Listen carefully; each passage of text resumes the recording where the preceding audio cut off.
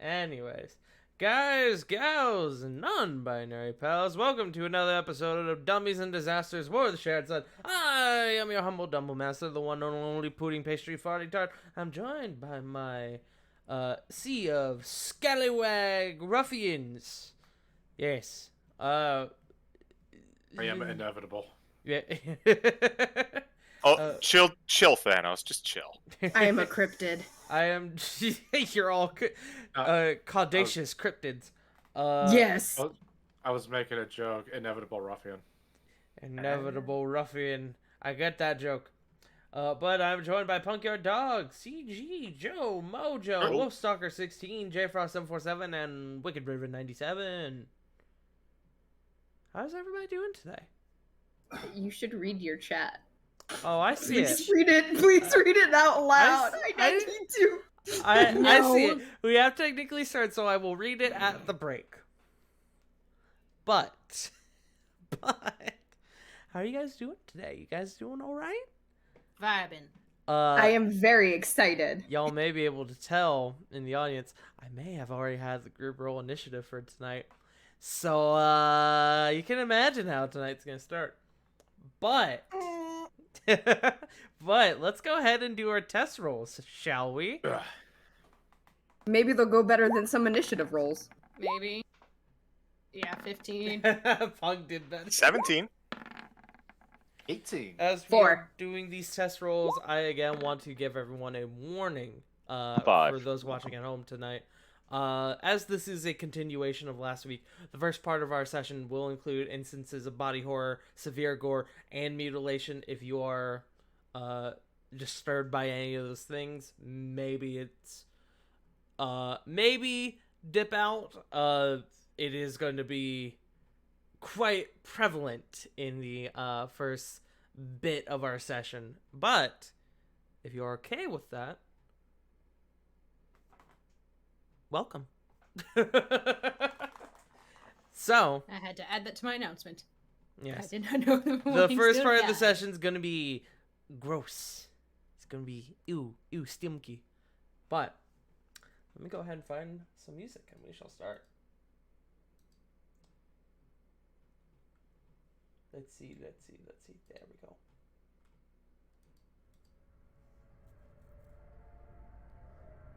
Last time, in the midst of your excursion into the ancient civilization at the pink of Mount Doomhorn, you found yourselves in the middle of a horrid scene. Bodies, gore, viscera, the remains of a dead research crew. You learned about the existence of a creature, one capable of disguising itself as those in the vicinity. You encountered one of these creatures who attacked your new friend Kieran. You were able to defeat it and continued on your excursion. After several trials, including some sort of infection in Sarah, as well as another creature having disguised itself as Kieran, you made your way to the bank, where inside the vault, the source of this, quote, tainted atmosphere had taken refuge. You entered the vault to find the bow of Ida, as well as a massive mound of teeth and flesh. And despite your stealthy approach, it seemed to have strong enough sense of the room to catch on to you. It lashed out with massive, spider-like appendages and let out a huge bellow. The walls now quiver and shake, and teeth protruding from the mounds of flesh. As you all now stand in the midst of this, you all have already rolled initiative, but you see, as a sort of response call to this thing's bellow, you see 3 of the creatures you encountered before emerge from the walls of the flesh, and they don't look quite how you think they do. They instead look like some of your friends.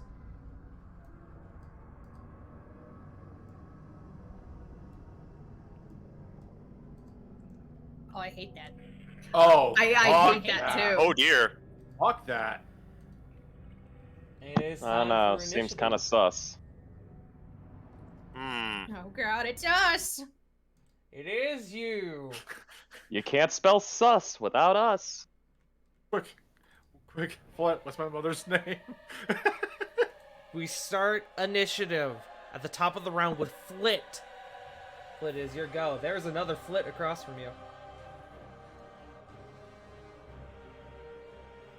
Is flashing back. Oh no! Ravon might hit me again. Luckily or unluckily, it's not the acid axe. Also, You never know. I don't think we're gonna count this as Sarah's list. We're okay with that, right?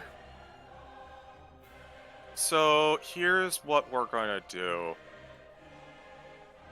Flit, you're looking at the Flit across from you. You can see it looks like you, but you can see very visible misshapen features, jaws coming out of places where they shouldn't be. The right arm is long and mangled. Oh. I know I'm me because I look a lot better than you. It is evident to all of you which one is real in this scenario. Not only because you're standing close to each other, but because looking across, they have fucked up features. I am going to go ahead and, seeing as there is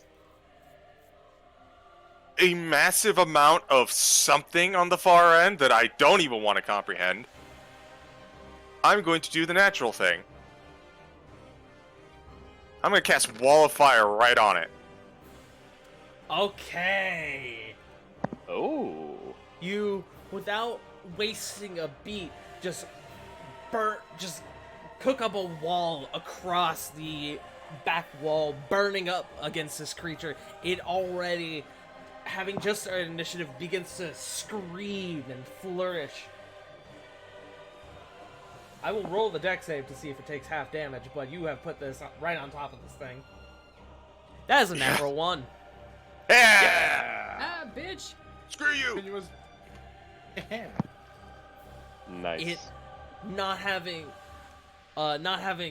expected this, it just begins to panic wildly, but it seems to be powering through the flames.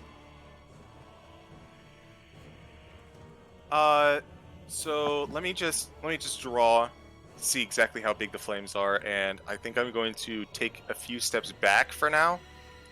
And I think, how big is this room? Like floor to ceiling. Floor to ceiling, it is about 60 to 70 feet. It's a pretty tall room. All right.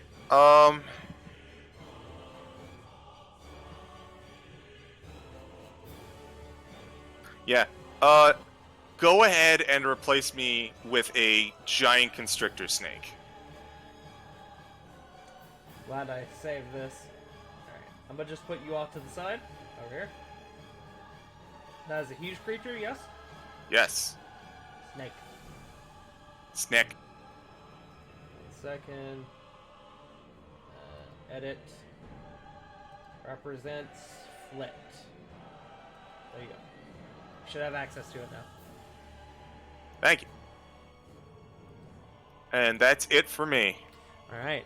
At the end of your turn is Evil Flit's turn. And I am going to hijack your sheet for a moment. Uh-oh. What? Yoink. Poor fucking K. Uh-oh. That's not good. Let's see. What do you have here? Interesting. Interesting indeed. Okay.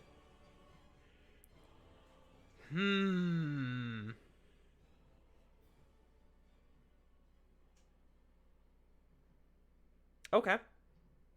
It is going to attempt to polymorph you, Flit, having just turned into a giant snake. I need you to go ahead and make me a wisdom save. I'm good at those. are good at those. They can. Oh. I'm a little too far out of Ravon's range. That's very unfortunate. It's the thought that counts. 20. Ooh. Hey. You are able. I just realized I'm on the wrong screen. You are able to resist as it holding up its the unmangled hand. You see the magic go off, and you begin to feel a familiar source of magic come over you, and you manage to just barely shake it off. And you are fine. You are not polymorphed into something potentially worse. Whew. He is going to move closer to the group to get away from the wall of fire as a no like. And that is Evil Flit's turn. Up next we have Kieran. Let's see, Kieran, what you got? Man, this is weird considering I'm now gonna have to take 2 turns with Kieran. It is. Let's see. Kieran is going to. Yeah. Kieran is going to attempt to entangle. Well. Going to attempt to entangle. Right. Hold on. Let's see. If I can fucking stop being blind. Right there. That's 20 feet by 20 feet. I believe. In fact, I think I have that too big. Yep, I do. That's unfortunate. Maybe she won't do that then.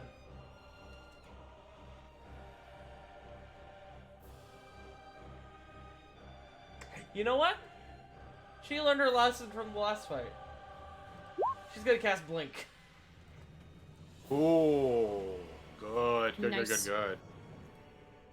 So at the end of each of her turns, she has to make a roll on a d20, which I will roll on the screen. And she's going to end her turn with that. Actually, she's going to move over here, then end her turn. So let's go ahead and see her first blink roll. Alright, and on a 5, she does not disappear into the ethereal plane. Unfortunate. Okay. Oops. We then have the evil Kieran, who clocks that and is going to cast a 3rd level magic missile. But it's going to cast a 3rd level magic missile at Kieran, but Kieran is going to use her reaction and cast shield and block all of it. Hooray! Hooray, Shield. Yes. shield. Blessed shield. And on that note, is the creature's turn. Let's see. Oh, did I not pull up the fucking... Oh, I did. Okay. I got worried. I was like, hold on. Did I not pull up the thing? Alright. It's gonna make 2 slam attacks. I'm gonna fucking roll a couple d6s to see who it attacks. So... 1 flit. Oh, wait. I need to roll d8 as there's too much. 1 is gonna be Korai. 2 is gonna be Flit. 3 is gonna be Corvin. 4 is going to be Sarah. 5 is going to be Ravon. 6 is going to be Lily, and 7 is going to be Kieran. And 8 will just be a reroll. That's going to be a 2. It's going to go after Flit. Bring it, chump. Chunk. That is a Yeah, 17 on the die. He did. I mean, I still have an AC of 12. Yeah, that's what Oh. I figured you had. So you take... Oh, oh my god. That's almost max damage. That is 25 points of damage. Just one of these massive appendages comes down and just crashes into the ground where you are. I see. Roll 2d8 for me. I shall. Oh, you know what? Hold on. I forgot. It's in the wall of fire. I believe that's at the end of its turn. Yes, but it has a different thing that affects it earlier than that, but it didn't matter. Oh. Let's see. I have to roll 2d8? And I can roll 2d8, but I just wanted to sound cool. Okay. Well, I got an 8, and then the other one is a 4. All right. It takes 12 fire damage. Okay. So it strikes you, and then immediately reels back as it burns as it feels the burn from your fire shield. He That says, said,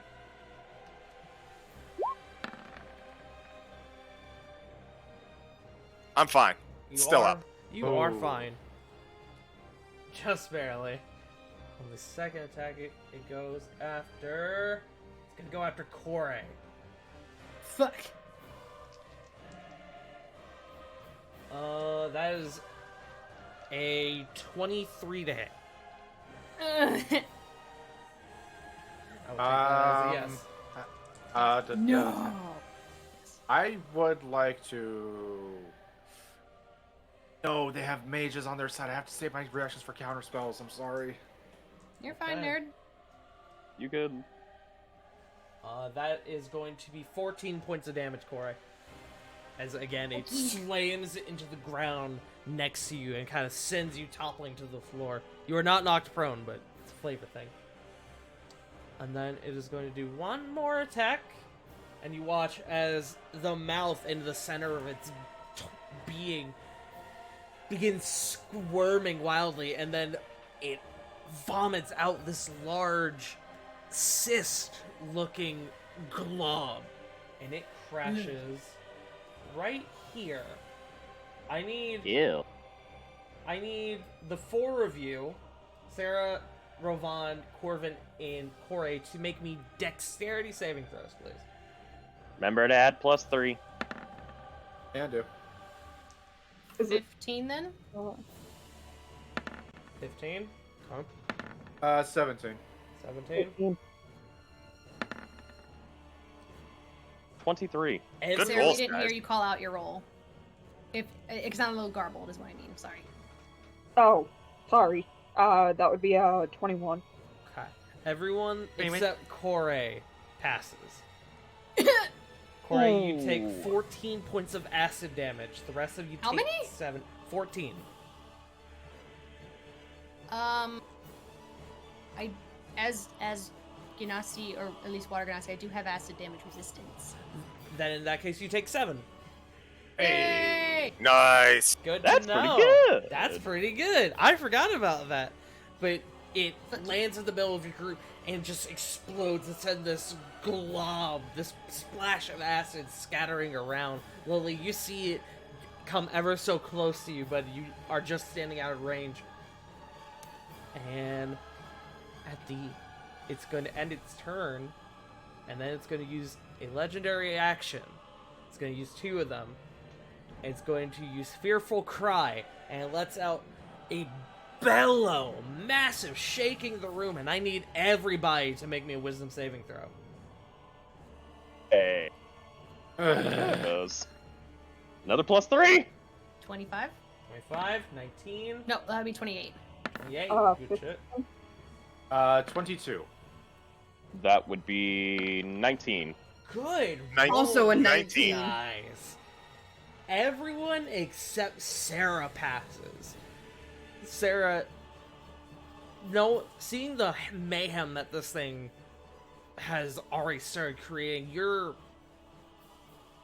fortitude shatters, and you are frightened for 1 minute. At the end of your turn, you can re-roll the save.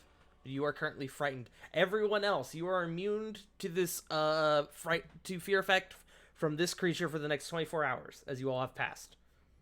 Hey. That being Fuck said, you, fleshy dude! it is Sarah's turn. Okay, so the thing that landed between me, Rovan, Corey, and Corbin is gone, right? It exploded? Yeah, it was just a projectile. Okay, Oh, thank God. then I'm going to use Wind Needle Unless, and then... smile. Oh god.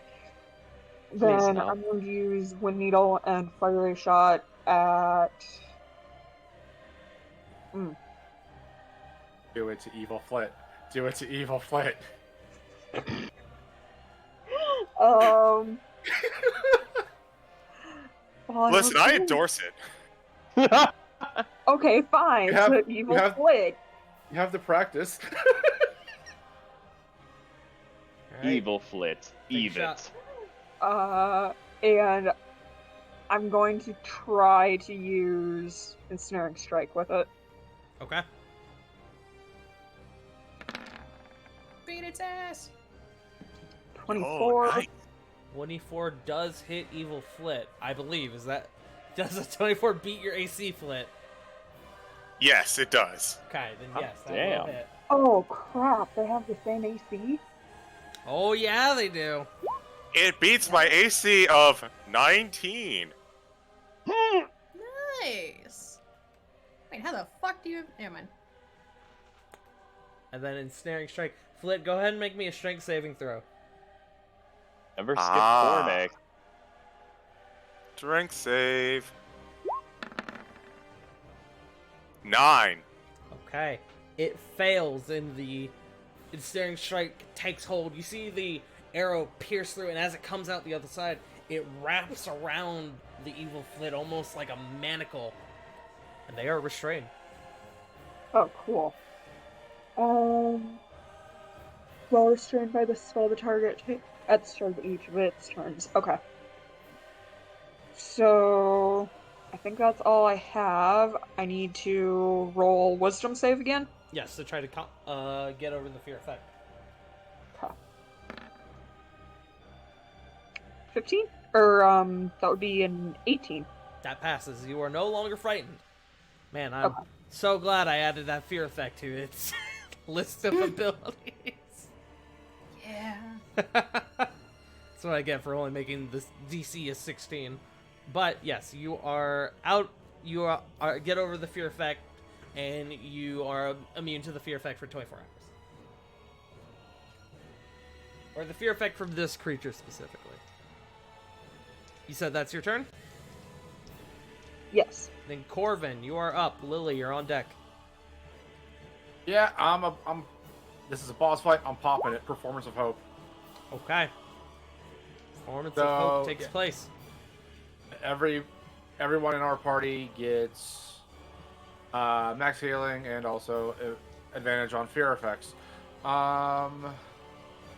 As my bonus action, I want to throw my frag grenade at fuck who. You know what? Because Evil Flit is restrained, I'm gonna throw it at her. Okay. So, I believe... A ranged attack, yeah. Yes. Okay, so that's I'm gonna use a dagger for the roll.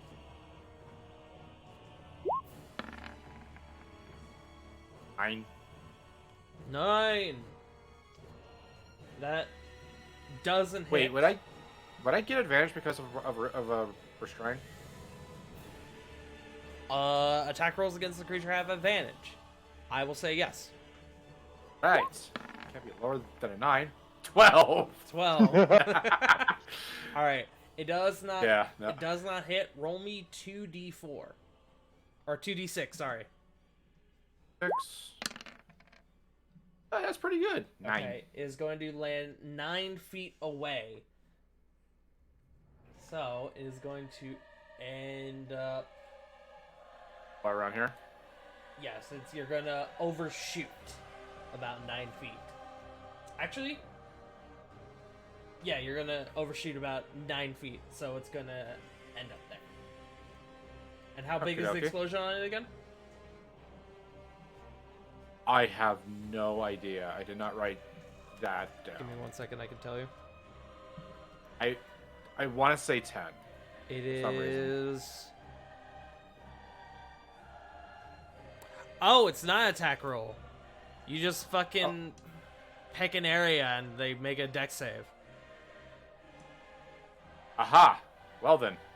That being said, it is it is 20 feet. Uh-oh. No? So I think if I'm you- okay if- with where it yeah, landed. If you put it there, I think I'm actually okay with where it landed. landed. Okay. So DC 15 dex saves from all of them. I'll start with Flit because that's who you were originally aiming for. Disadvantage as they are restrained. Actually, Flit, go ahead and roll me a disadvantage dex save. Oh boy. Flit, Here I go, hopefully failing again. That's a 9. Oh, sorry. That's 9 a... fails. Corey, go ahead and roll me a dex save. That's Kieran's. That one. Nat 1. Kieran got an 8. And then the creature. You mean our evil counterparts, right? Yes. Creature Good. got... Fuck no. evil Corey. Creature got a 15. And I know the DC is 15 because I'm looking at it. Well, they got a 15 on the die, I should say. Alright, Corbin, go ahead Yeah. and roll your damage. All right. It's still 5d6, yeah? Yes. All right, let it fly. 20. Ooh, good roll. Okay. Damn. Nice. Mm-hmm. Glad I saved these babies. Yeah. Nope. All right. And then... It goes Come on, off and move. shrapnel goes everywhere, and you can see the flesh that each one of these creatures has is begins to bleed as the it bleeds, but the blood is almost like the consistency of like pus. Ugh. Fuck all of that. Nasty. Like, the Ew. moment he sees, like, the pus after tossing the grenade, he's just gonna run right behind Snakefoot. Okay. Easy enough. That is my turn. Alright, Lily, is your go. Ravon, you're on deck. Lily is just gonna move forward and attack with my rapier. Why did it put you in the middle like that? Oh. Oh, that's weird. Alright, whatever. Go ahead and make your attack roll. You have advantage. I didn't know I had advantage. Because because the I was Evil restrained. Flit is restrained. Yeah. Again. Again. One more time. Oh! Oof. Okay, What time was that's only, one, better? that's only one attack. Yeah, I have the second attack. I'll just keep trying to stabby stab. Yep. I'm gonna fucking do it again. We'll see if you break a 19. 23! 23 will hit. Roll your damage.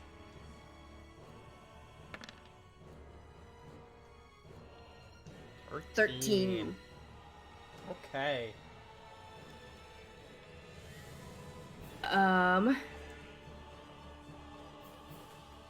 Yeah, I'll just stay there.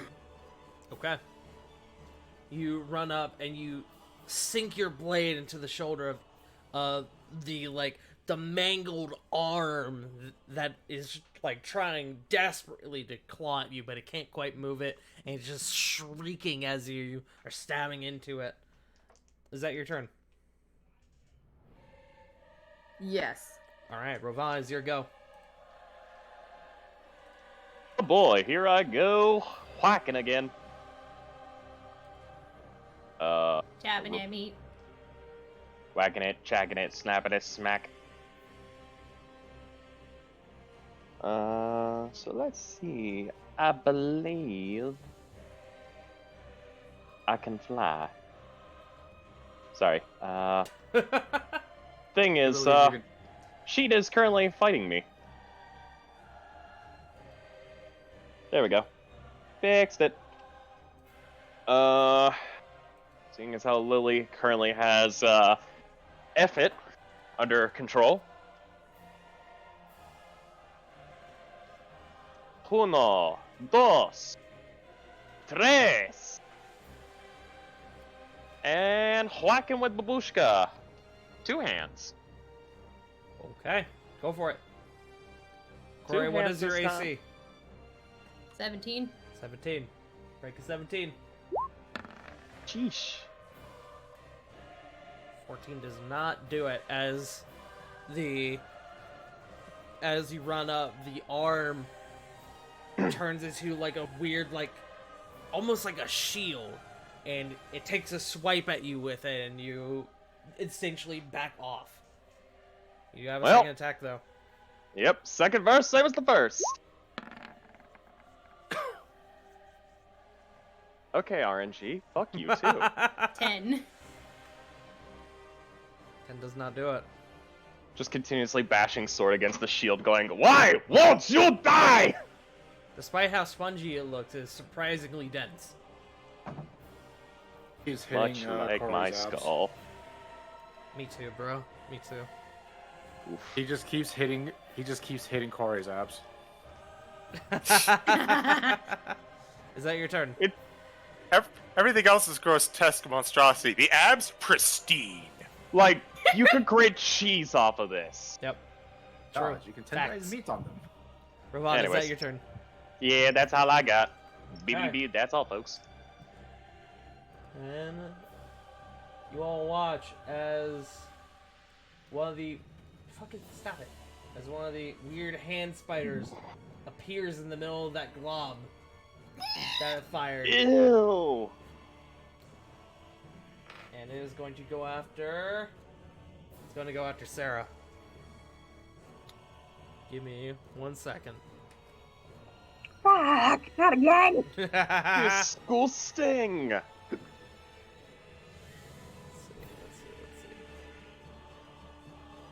But quite handy. That is not going to hit. It leaps at you, but you manage to swat it back. And it just kind of stays there, ready to jump again. But that is its turn. We now move to Kore. Is your go. There's a gross hand spider next to you. Ooh. Okay, quick question, because it's been a while. If I have an action spell and have a bonus action cantrip, can I do both in the same turn? You can, yes. Okay. So she's gonna cast Cure Wounds on herself at 2nd level. Okay. So that's 16 back, because Corbin's... Yep, Yep. you got max. It's plus your wisdom. Yeah, so it would actually be 21. Anyway. 21. Awesome. And then, disgusted by this hand spider, she's gonna cast Shillelaw on her quarterstaff and try and bash it over Okay. the top. Not necessarily the head, it's got no head.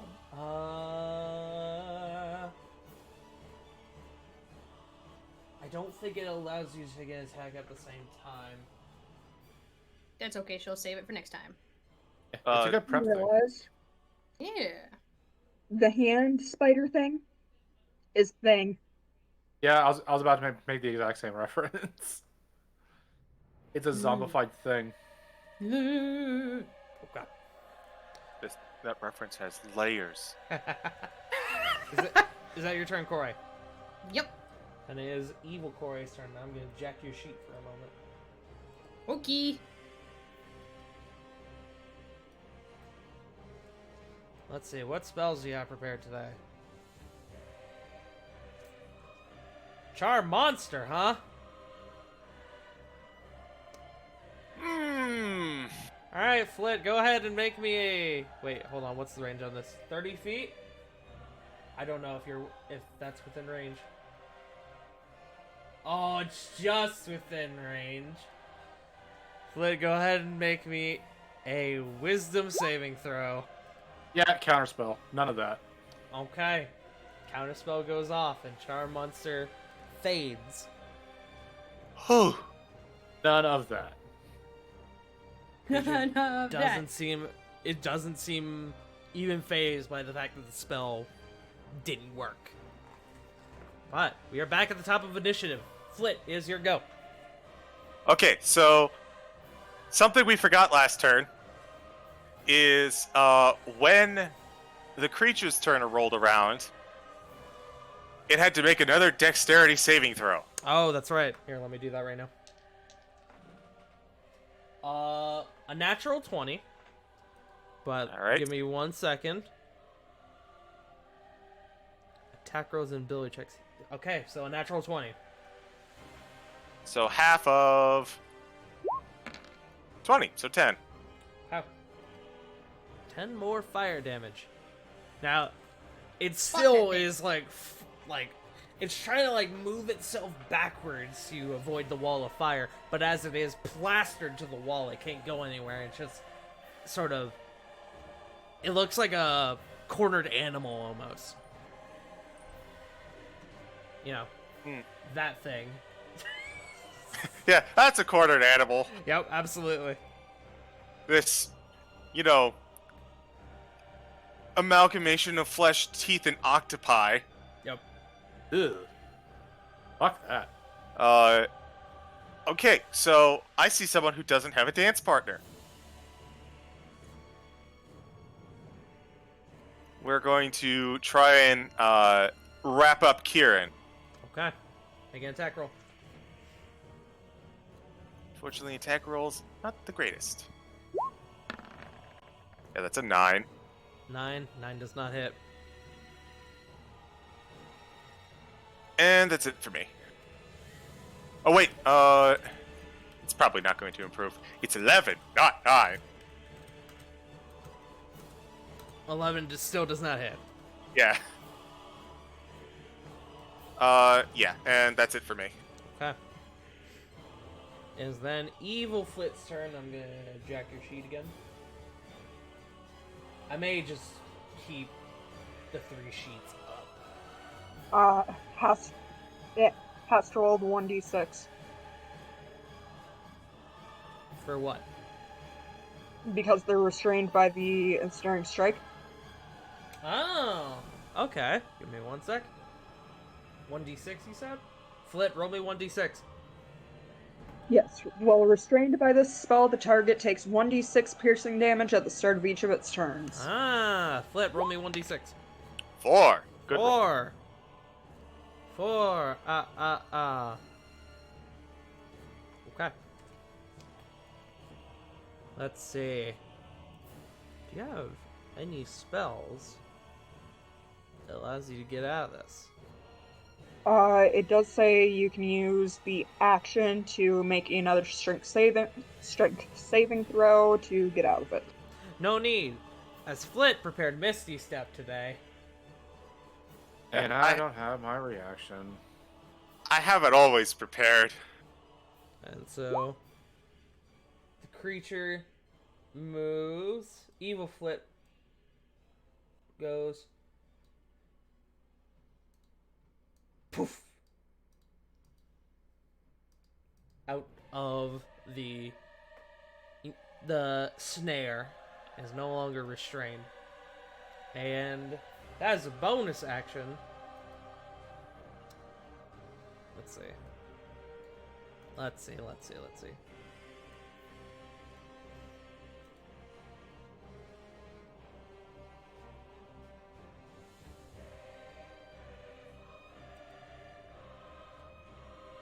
No, I can't do that.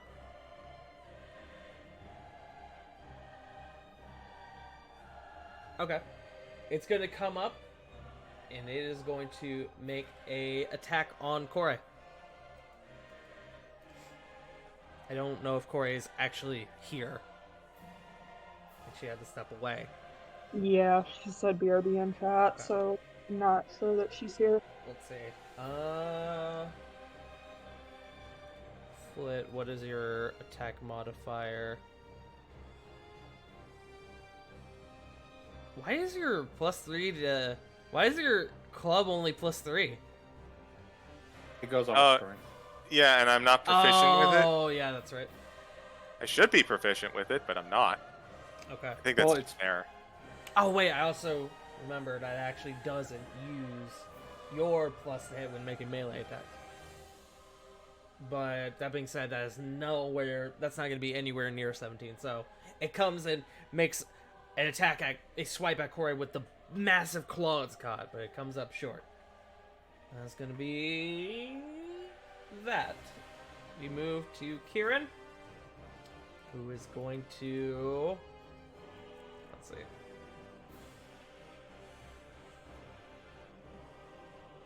Let's see.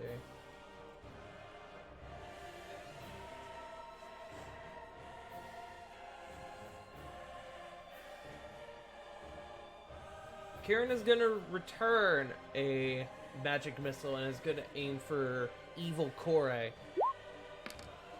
So, gonna do this at 2nd level.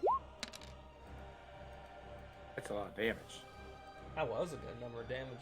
So that is 15 damage total on Evil Kore. And then at the end of her turn, let's see if she vanishes into the ethereal plane. She do. So, poof, she's over there somewhere, and I will. Let's see what fun tokens do I have. I'll put this cool symbol there to fucking act as where she was. Was it there? Oh god, I've already forgotten. Was it here or was it there? Okay. What? And then at the end of it, her turn is Evil Kieran's turn. She is in the face of a big old flip. Let's see. Will this work? Okay. Evil Kieran. Wait, that's not a spell. She can't do that. Never mind. In that case, Evil Kieran is also going to cast Blink. Yeah, no, I can't do it. And that's going to be her turn. She's going to try to get the heck out of there.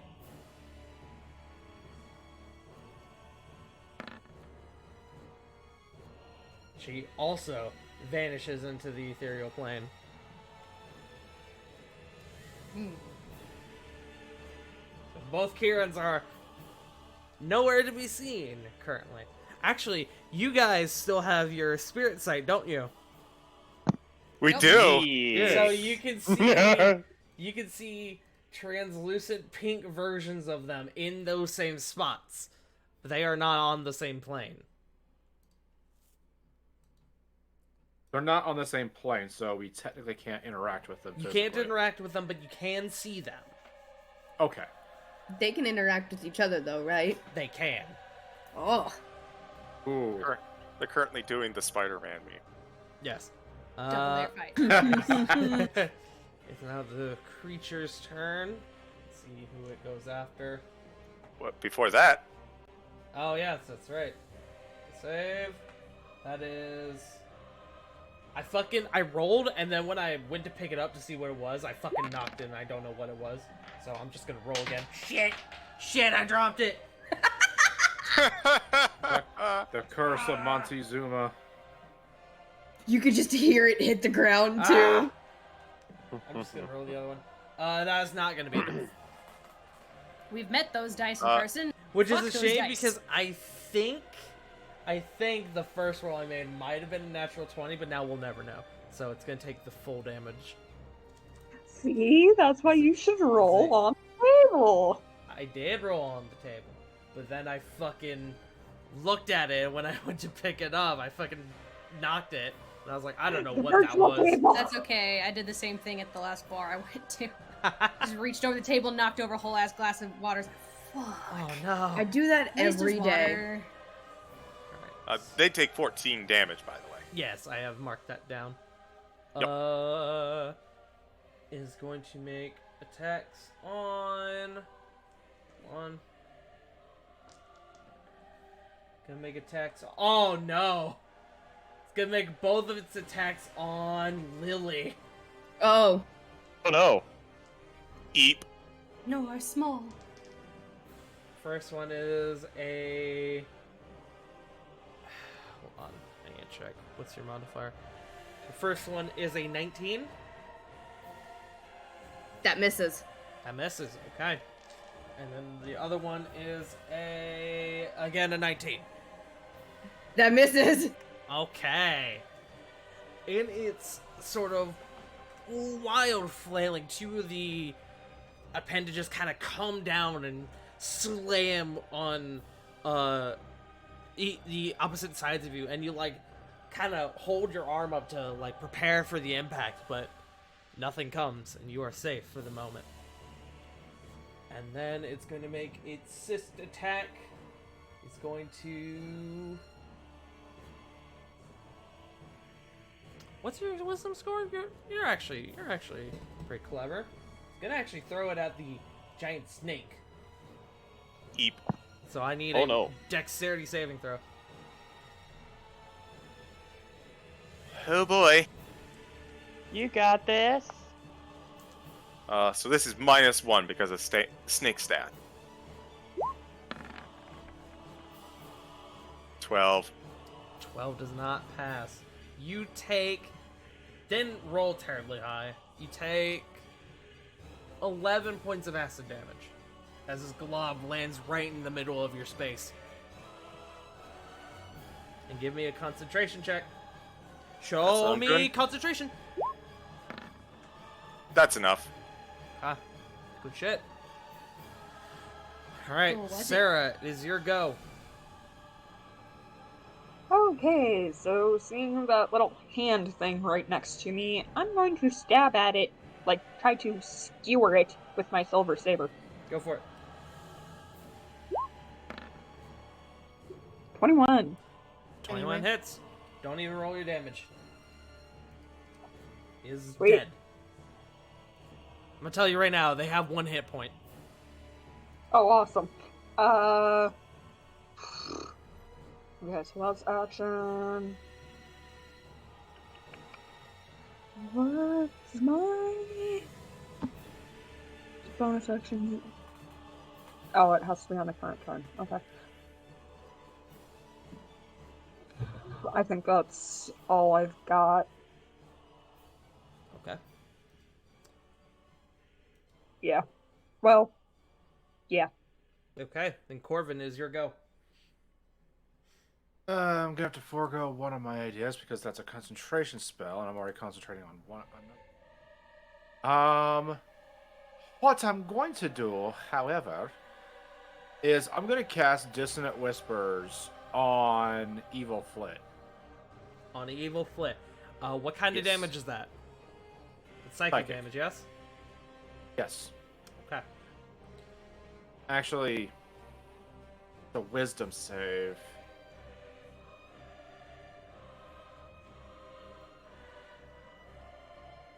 Everything else I have.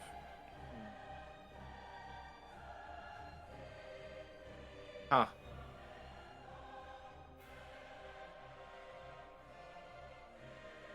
Everything else I have is a Wisdom save or a Constitution save. Really unfortunate having wisdom save spells against the 3 druids. Right? It's almost as if you planned this. I'm kidding. Anyway, I wish I could so, say I did. you know what? Screw it. I'm gonna gamble. I'm gonna Dissonant Whispers on Evil Flit. Okay. Flit.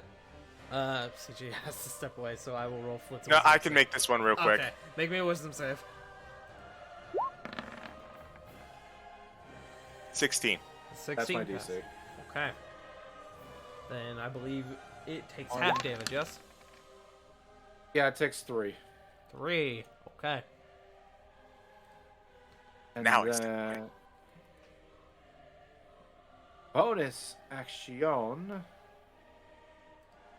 I am going to launch my last frag and aim it for like. Pardon me for a second. Yeah, I was wondering where let's it see. went.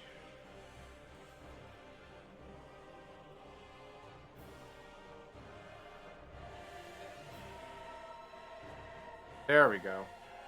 I'm gonna aim it, like, Okay. I'm gonna aim the frag in this general direction. Okay. Let me make my rolls really quick. Corey, make me a dex save, and I'll do the same for Kieran. Oh. Nat 20. Nat 20 Of course, for... evil fucking Corey gets it. Nat 20 Damn. from Corey, Nat 1 from Kieran. Oh wait, Kieran doesn't have to. Kieran's in the ethereal I was plane. about to ask for the sake of fairness. Yes. And then the creature gets Can we say that was a creatures? creature. No, creature got a 15 exact, so it will take Well- half damage. It takes half of this. So they all take 8 damage. 8 damage. Okay. That was my last one.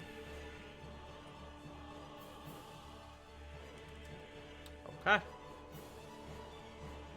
So that was action, bonus action.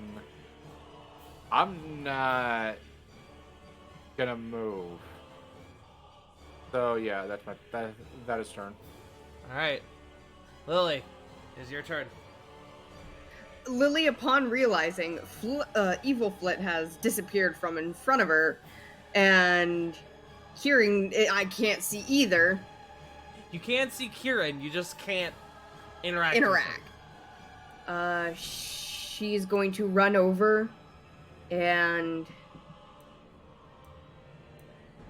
try to attack Evil Kore Okay. with stabby stabby. Stabby, stabby. Roll me an attack.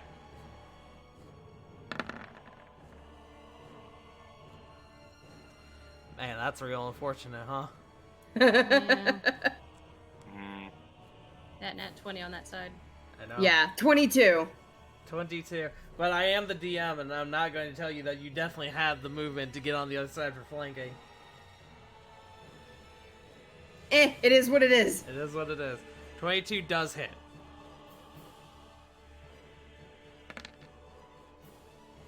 14. 14. Okay. You run up, and as the creature is like guarding against Rovan's blows, you find purchase right in the soft spot, right in the side, and it definitely feels it. Then I'm gonna go ahead and take my second attack. Okay. Oh, it didn't roll it again. That's dumb. 29. 29 hits. How about we use the 9 for the damage? Since you That's already rolled perfect. it. All right. And once again, you jam your rapier in, and Evil Kore is looking rough. Hey, good news, it doesn't share our health pools. And that'll be my turn. Okay.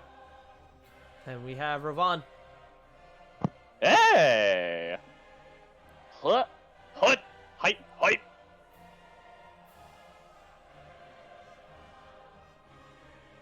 This time, the wax will be harder. Hey, Bibushka!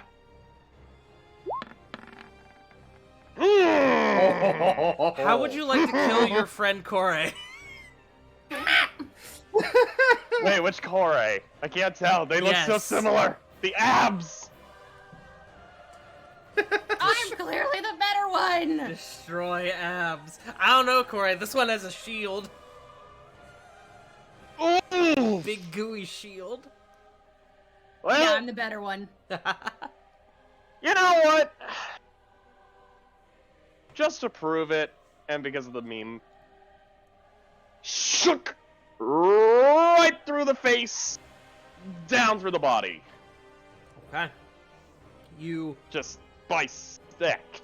yeah, you find it in its moment of when it got hit by Lily. It sort of its stance faltered, and you are able to move to its side and jam your blade straight into its face. The fire burning its face, and it's screaming, and you just carve all the way down. It falls in two halves onto the floor, and it, as you watch, it almost looks like it's melting.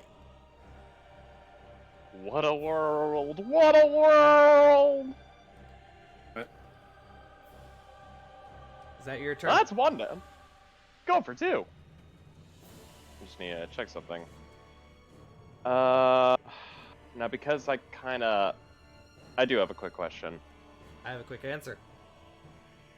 Would that be counted as the... I would assume that's counted as the 10 movement. Because of that movement right there, or... It would only be 5 because you moved diagonally. Oh! Yeah, you Well started then. here.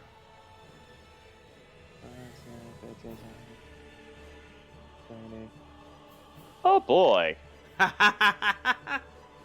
Oh, right, you have extra movement because of your aura. Get on down there, brother. Go on down to Faros Park and have ourselves a time. Roll with advantage. Friendly faces everywhere, getting stuck. Oh shit. And I will be pouring a Divine Smite into this Okay. second level. Babushka! Don't fail me now! 19? Yup. 19 is Flit's AC. That is Cool. correct. So, let me just knock one of these out. Roll damage.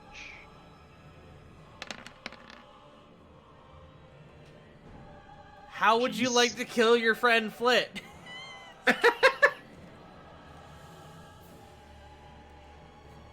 You know, I went downwards. Damn it. I want to kill Flip. Fuck. Okay, hear me out, hear me out, hear me out.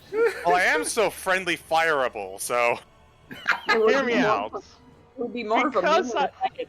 Because of that comment, could I just, like, slap Flint into Korei, and then Korei just literally, like, you know how Shao Kahn just rips somebody in half with their bare hands? I'll allow it. The wombo combo, I'll absolutely Wombo allow it for combo. flavor.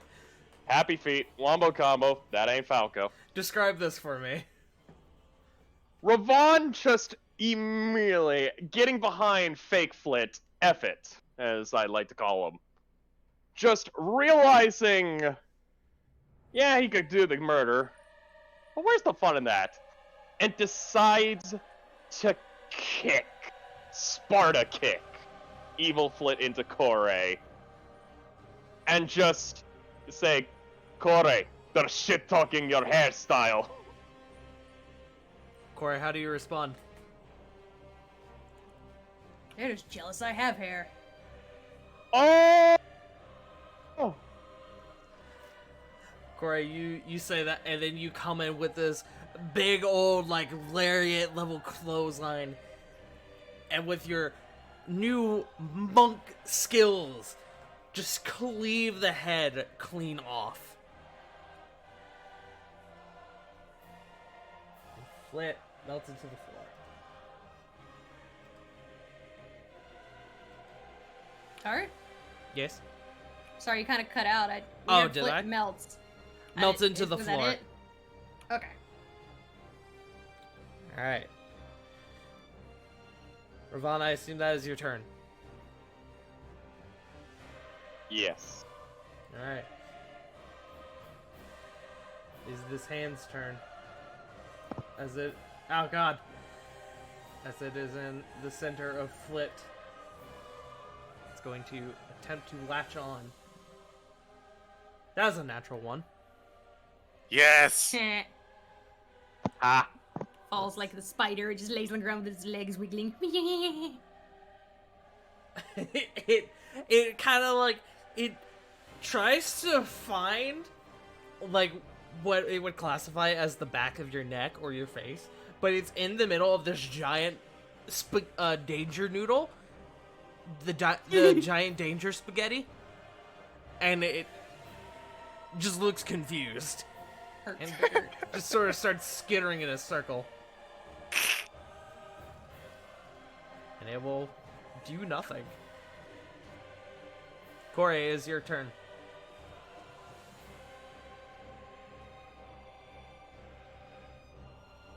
So, she still got Shillelagh, right? Yes. That lasts for... Let me double check. I think a minute. It lasts for 1 minute.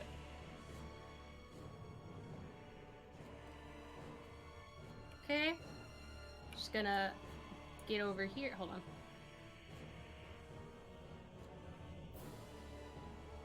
Can she reach it from there? It's on Flit.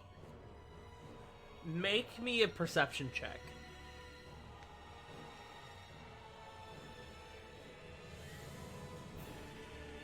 good at those. Ugh! You Not can't see it in one. the mass of noodles that is Flit. Alright, she'll just ready in action, I guess, to bonk it with Okay. her quarterstaff. Okay. You're holding action, and so I need to roll a thing.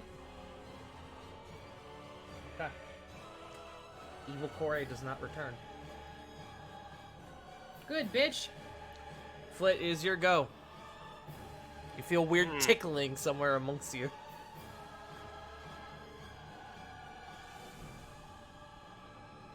No, it's too easy. So I guess I will try and can I just shake it off, or like at the very least present it to Corey? Oh yeah, throw it off. Make a strength Yeet. check. Ah, strength check. I like this as a giant snake. It will attempt to resist.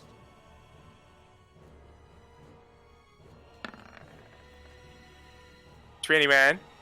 21. It rolled an 8. I got excited about its roll because it rolled an 18, but it has a -1. Nice. You are able to slither around and shake it off, and Corey, it lands right next to you. Do I get to bonk it? You do get to bonk it. Roll your attack. Would that be with advantage possibly because technically flanking? I'm gonna say no, but it doesn't matter. That's fine. Does it hit? It does A hit. 14? Yes. Good. That's why I said it doesn't matter. So you you 8 lift up bludgeoning. your staff and you bonk it, and you hear the sound of like bones snapping, as you don't necessarily like cave into the floor, as more just give it a solid bonk and it just kind of goes limp. Disgusting. Doing your best Ravon impression, I see. Yeah. All right. Was that my action? That would be your action, yes. Okay. In that As case, that was technically an opposed grapple check. fair enough. Fair enough.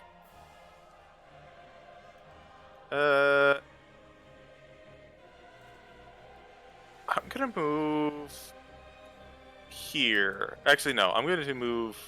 So it's right here.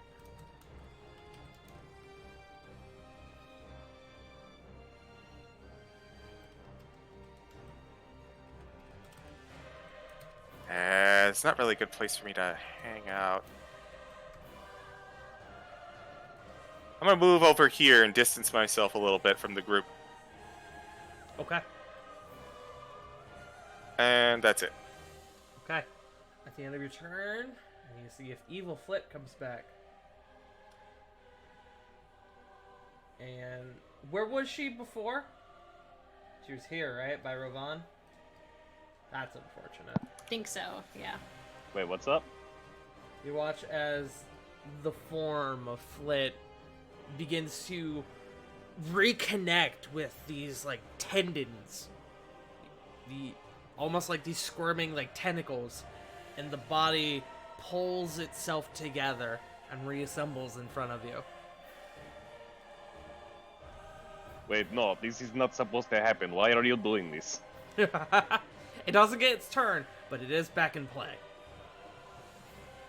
No.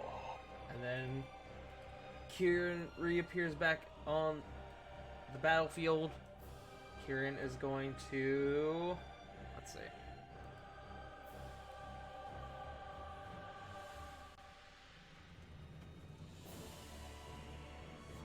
Kieran's at 3rd level spells. Who is anyone severely injured? Eh. Okay. Okay. He's just gonna fire off another magic missile at the big guy. This one will just be a level 1. So.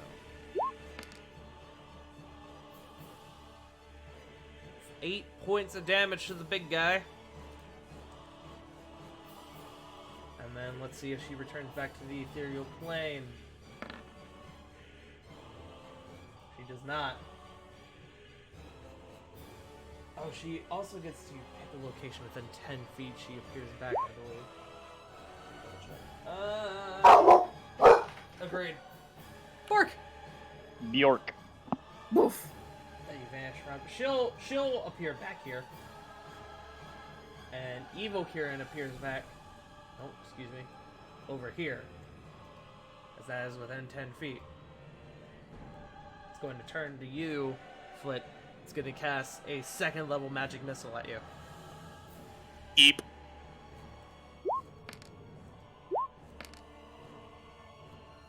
Okay, so That's 70 I need damage. to roll above a 6 on these 4 concentration checks. It would I also had be the- it would be above a 10. Right, but I have a +4 in con. Oh, I get you. I get what you mean. Oh, I saw that one. Yeah, there's an 8. Oh. It's fine. Firewall did a good chunk of damage. It did.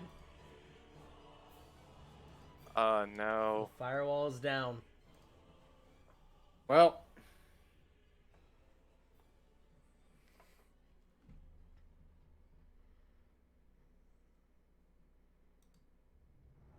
Okay.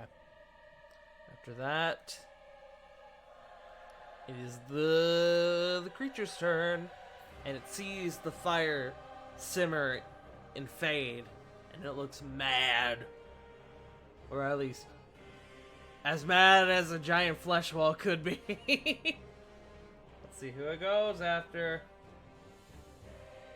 Let's see, 2d8. That is a reroll and 1 on Kore. The other one is going to be on Sarah. And Uncanny dodge? you can uncanny dodge to take half damage, but it's still going to attack you. Let me see. Okay. So for Kore, that's a 16. I think that's just barely under you, yeah? Yup. Okay, and Sarah, that is a flat 20. That hits. So you will take I'm half about to damage. Cutting words. Cutting words. Okay. I was gonna cut. Cutting words. Cutting words. The damage or The 20. okay. Uh.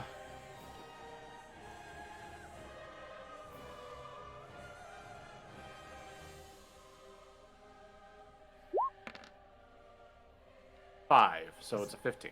Does a 15 hit? It does not. Okay. Good shit. thinking. After that, it is going to do its cyst attack, and it's going to do it right. Gonna do it right back here. I need Oh man. Corvin and Kieran are going to make dex saves. All right, we're way out of Ravon's range. Are ye? Natural, was a dex. natural one. That was a dex check I made for Kieran, but it's Ooh. technically the same thing. Kieran passes. Corvin does not. Yep. That one. That's a natural one. Corvin, you take 15 points of acid damage. Kieran takes 7. Yikes. Wait, what were you at, Kieran? I'm smart. I can do math. There we go. I figured it out. The 15? 15. Okay. And then Okay.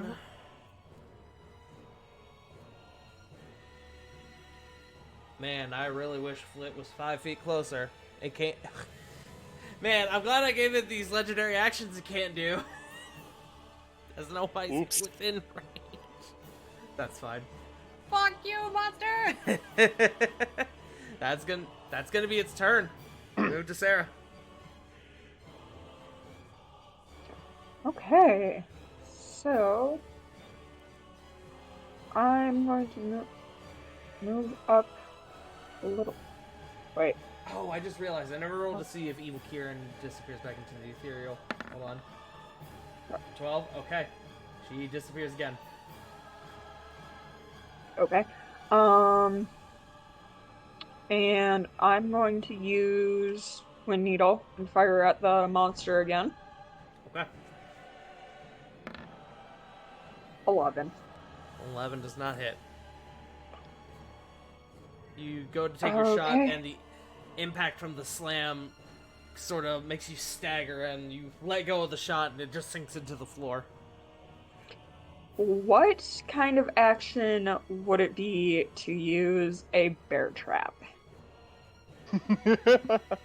What did I call it before? A bonus action? I think so. Then a bonus action. Okay. DC 13 Dex save or take 1d4 piercing. So, do you want me to roll that as an unarmed attack? Sure. 19. That does not hit. Oh. Okay, well. Damn, Wait, yes it does. Here's the unfortunate thing. It does hit. But your bear trap isn't magical, is it? Oh. No. Then it doesn't need to make the roll. I'll have to grab that back later. Does the power of friendship count? You throw the bear trap at it, and it bites down and into a chunk of flesh, and you just see the flesh slowly beginning to, like, absorb it. Oh, nuh-uh. Okay, I guess I'm not getting that back. Is that your turn? Yeah, I think that's all I have. Corvin, is your go. Lily, you're on deck. We'll get you another one, Sarah. Bear traps are not terribly expensive. Sorry, I had to calm down a bit. See here. The evil Kieran's in the ethereal plane, yeah? Yes. But real Kieran is next to you. Okay, good. So that means there's only this big fucker left. That means I'm gonna continue Beacon of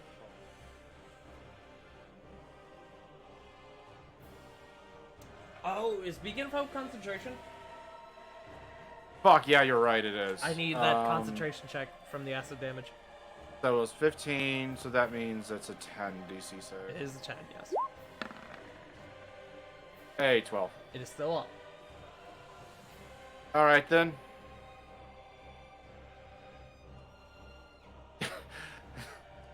Corvin thinking that the spellcasters are gone, he's gonna shatter this thing at 4th level. Okay. Because fuck it. What kind of save is that's that? a con save. Oh, 29 points of damage Damn. too. That's good damage. For once, mark the date. Higher cast level shatter worked. It did. Fuck yeah. Oh god, I hope this thing fails. It rolled a 17 on the die. Fucking! Damn it. Okay. So that It does is take a... half, which is still like 14 damage. Yeah, I was about to say 14. can Damn, that was see- a good one too. You can see massive globs of flesh begin to like peel off this thing as the room begins to shake.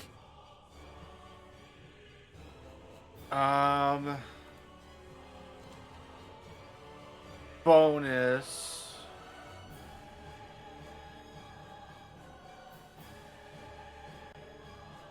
You know what? Okay. 5, 10, 15, 20, 25, 30. Gonna come over here. Gonna look towards Rovan. He's just gonna look at Ravon and say, "How's about we drop you on him?"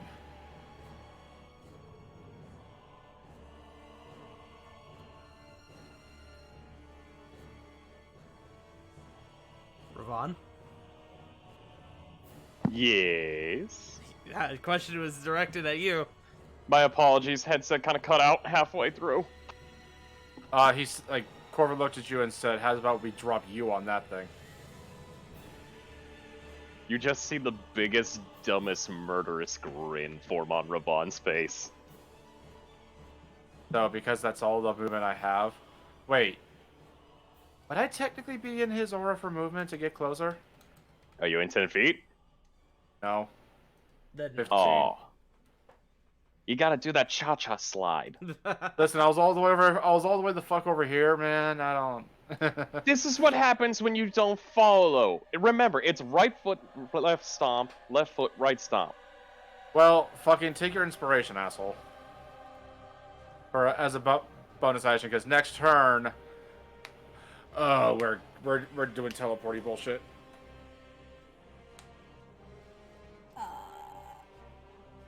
We did see the bear trap get absorbed, though. It's the worst No. that's gonna happen. Is that your turn, Corvin? Having second thoughts, but yes. Okay. Then Lily, is your go. Lily is going to take a step back Okay. and then promptly proceed to Das Yeet one of the blast shells. Another grenade, alright. Go Which for it. I don't know how to roll that. It's a save on its part. It's essentially a mini fireball. You pick a location, and anything within the 20-foot range has to roll a dex save. Well, I toss it about there, like dead center of it. Yeah, I was about to say. Yes. Yes. Yeah. Alright, dex save. That is an 11. It will take the full damage. So roll me 5d6. Y'all held on to these grenades for a long time, and I'm glad you did. Well, I'm not 20. glad you did, but I'm glad you did. 20 damage. Alright. Another God explosion damn. goes off against this thing's torso, and it reels back. Almost like, oddly enough, almost like clattering into the wall behind it, and it looks at you and it shrieks.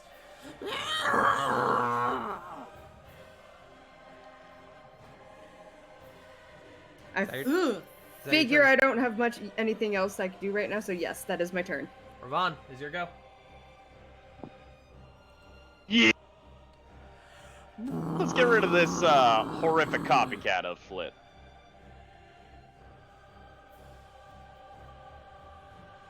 Actually, wait. Hold on one second. I need to think.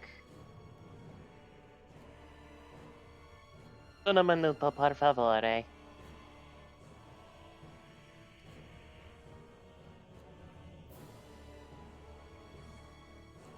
He's doing the quick maths right now.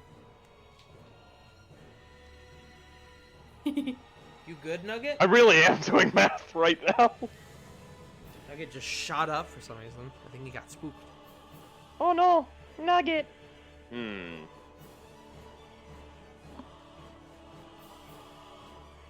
know what? Thinking about it now, Ravon's gonna hold action. What action are you holding? An attack action. And I will be infusing that attack action with a certain smite. Okay. Cool. So keeping that ready. What? But, what are I you will- waiting for?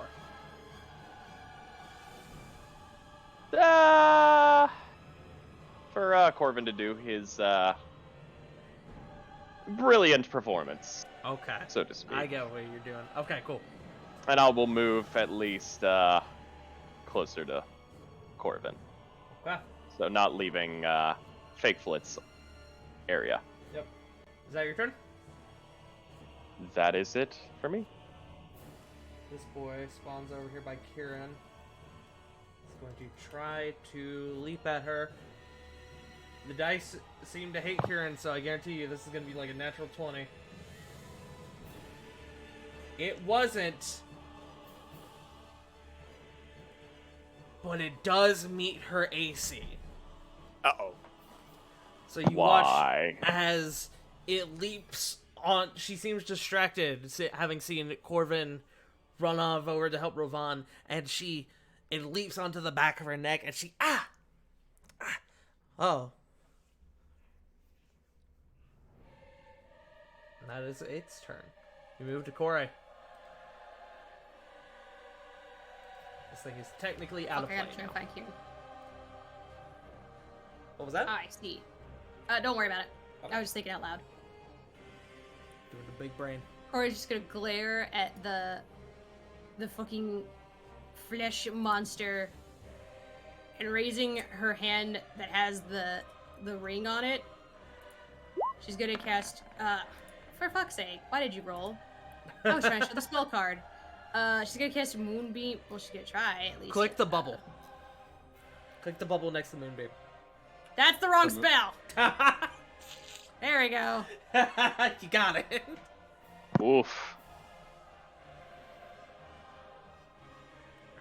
I'm not gonna bother putting Moonbeam up because you're just putting it smack dab on this thing. Well, Actually, I will. did just you want to take the roll though? Because like it did roll or by accident. Well, I guess it did. Sorry, I thought it rolled a d20. Well, actually, I think it's a con save throw. Yeah, it is a con save. It rolled an attack, Got you. Okay. so it will make a con save. That is 18. Damn it. I mean, it still will take half damage, True. as it is Moonbeam. Oh, I casted it. 3rd level. Hold on. That's 3d10, right? Yes.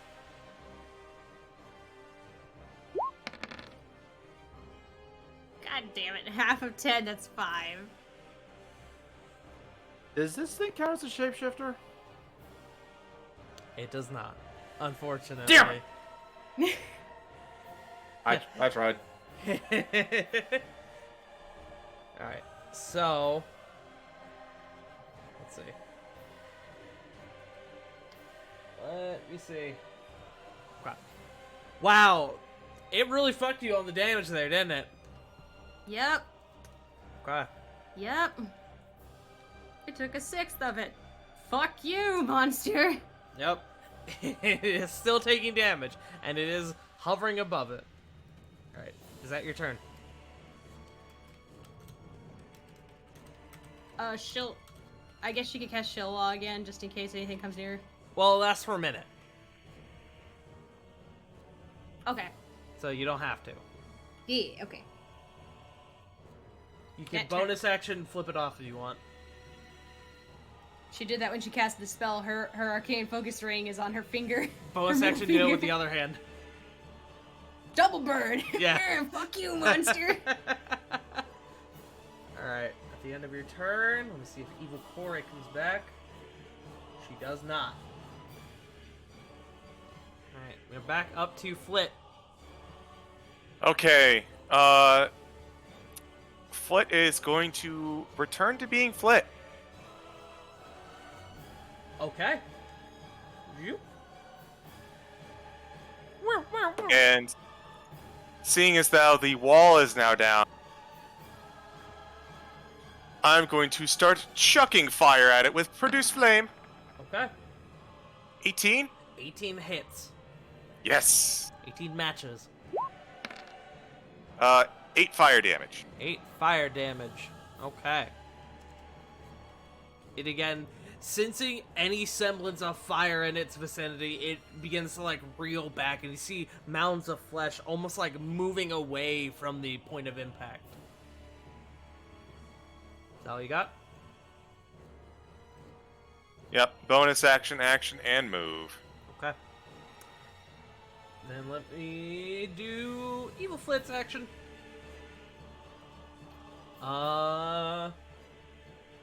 It is going to... It's squaring off against Rovan. It's going to cast Polymorph on Rovan. Aww. Corvin, do you have a counterspell? Sorry, I'm sorry. What's going on? It's attempting to do Polymorph on Rovan. Let's see what I have here. I have one left. Yes, counterspell. Okay. Are you doing it at 3rd level? I have to do it at 3rd level. That's the only one I have left. Then I'm going to need the roll. As it is a 4th level Alright. spell. All right, charisma check. Let's go. 13. Nope. No, that just fails.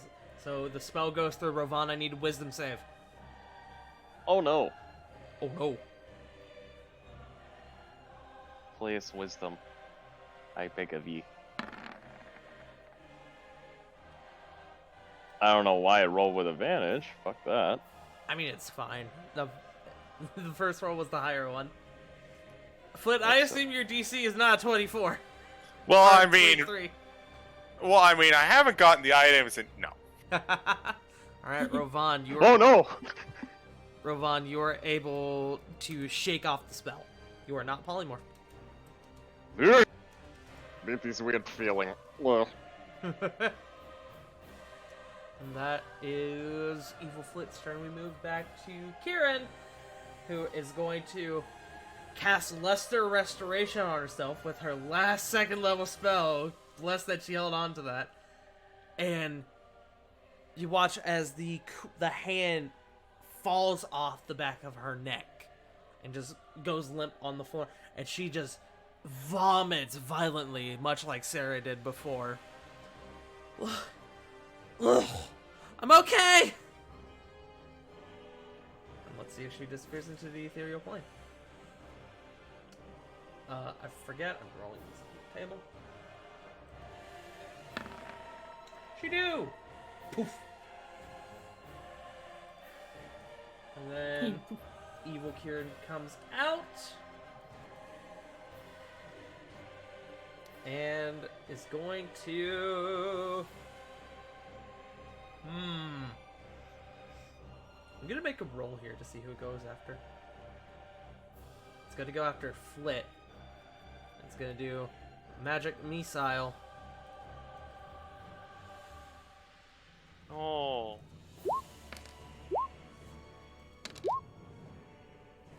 Ow! Damn! That's 19 damage. oof. Also didn't clarify, it did cast it at 2nd level. Oof. Damn. Ouch. And let's see if she disappears back into the ethereal plane. Evil Kieran's kind of a bitch. She is not. She absolutely is. She's angry. It is now the creature's turn. 2d8s. Let's see who it goes for. That is going to be one on Corvin and one on Rovan. Wow, appropriate enough. Yep. Oh. We totally weren't planning on jumping you, Mr. Monster. Nyeh. First one on Corvin. I don't assume 12 hits, huh? Yeah, I didn't think so. Oh, I just now saw Joe's muted. Okay. Other one on Rovan. That is a 24 to hit Rovan. Yeah, that's gonna hit. Okay. Rovan, you take... it's actually not terrible. You take 12 points of damage. Hey, God. Yes. Sounds nerds. Yeah. Alright, go for it. Roll that 12. 'Cause Get the... Still going. Roll a 9 or higher and you negate all damage. Let's do this. Go, One, two, I think a three. 9? I don't remember what your modifier is. +3. +3? Okay, that's what I thought. Wow, I guess that right. Hey! You reduce the damage to 0. No, Just- sell that bitch. No Just sell bonks that me bitch. on the head. Bonk. It like lightly slaps you, like a hand pops out and just It does the Yoshi terminal montage slap. I was thinking Ow! the Trevor Nah, that thing Belmont. actually does damage. Ow! Alright. Is Rule. going to use its assist attack and do it right here. So Oh no. Sarah and Lily, give me deck saves.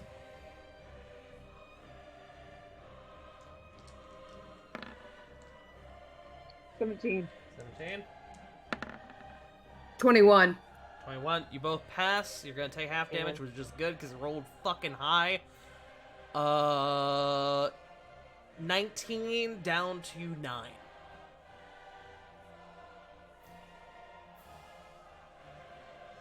And Sarah, you... Never mind.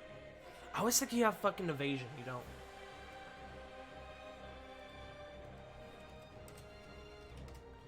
Nope, I've got uncanny dodge. Alright. It is your turn, Sarah. Okay. Going to use Wind Needle and take a shot at Evil Kieran.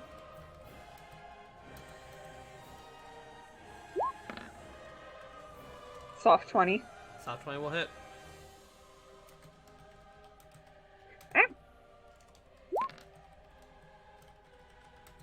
That is a 12 for damage. That's all I get, isn't it? I don't get sneak or anything. No. Okay, Because you don't have any allies within 5 feet. that's what I thought.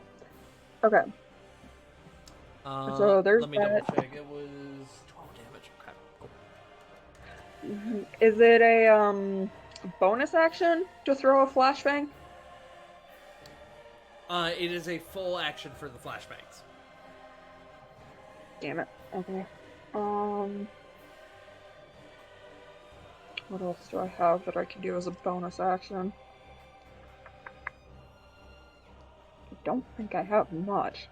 You said normal Kieran disappeared into the other Ethereal plane. plane. Ethereal plane.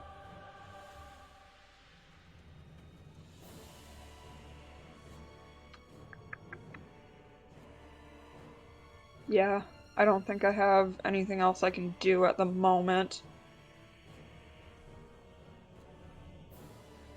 So I guess that's my turn. Okay. Corvin is up next. He is on the phone, but he did type up what he wanted to do. And Rovan, you warp, What? and you fall down into the midst of this gooey creature. Go ahead and make me your attack roll for your held action. Hooray! Please hit. Corvin's going to go over here for the movement. Sacrifice to roll 20. That was about right. Okay, hold on. I think I have a lighter, a candle, and some food. Sacrifice be taken. 18. 18 will hit. Yes, and that was if my last spell slot for smite.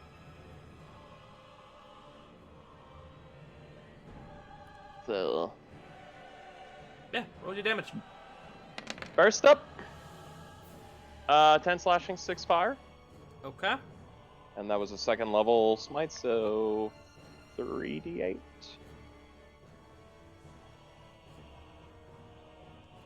Yeet.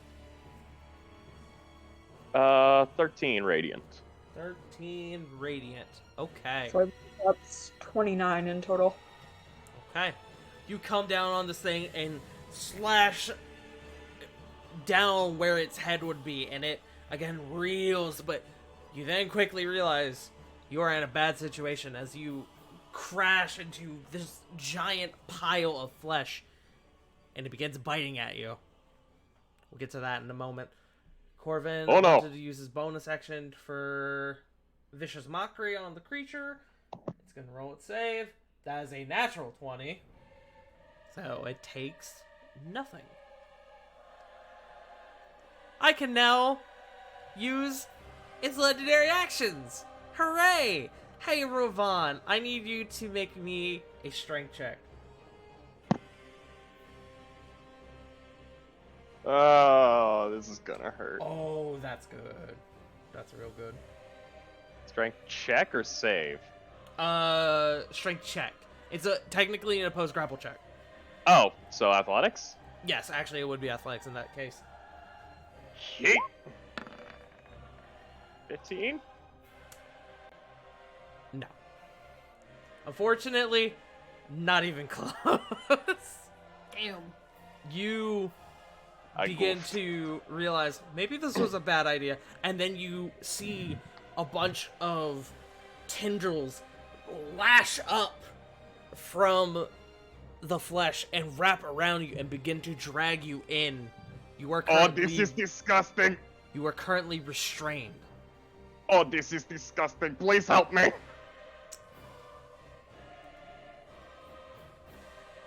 Let's see who's. It's now Lily's turn. Wait, hold on. What's up?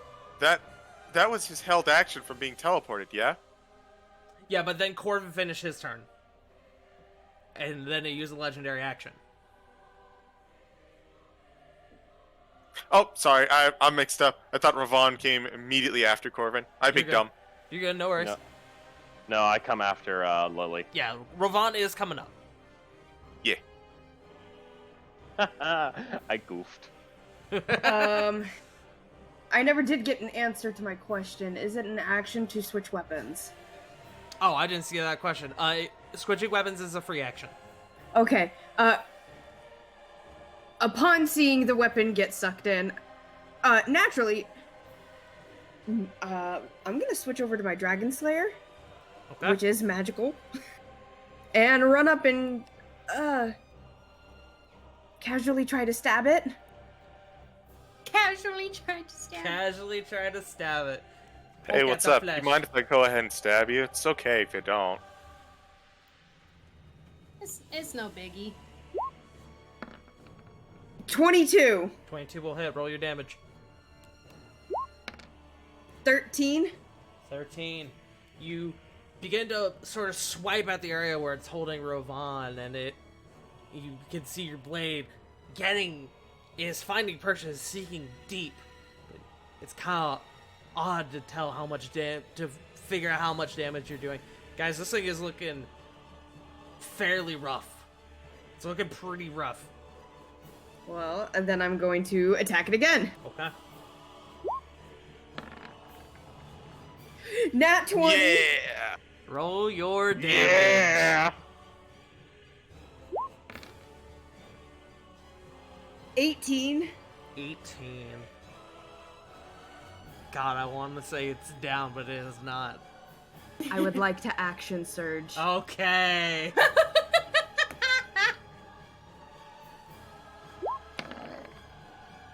I fucking die when I roll this. 13. 13 does not hit. You got one more.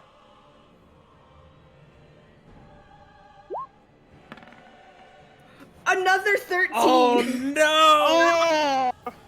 That doesn't hit. Damn, you rolled 20. Find purchase in your first two strikes, and it begins to catch on, and you see with your second hit, a few of these tendrils that have latched onto Ravon actually lash out and grab at your wrist, and you can't quite get your wrist back out to make your other two attacks.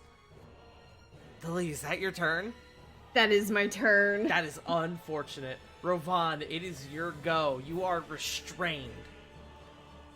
What will it take for me to break out? It would take another pose athletics check. Does that mean it would be an action? It would be your action. Oh, you know what? Also, at the start of your turn, you begin to feel teeth biting at your skin as you are under the effect of its grapple. You take... Hold on, let me grab my d8s. Oh no. You take...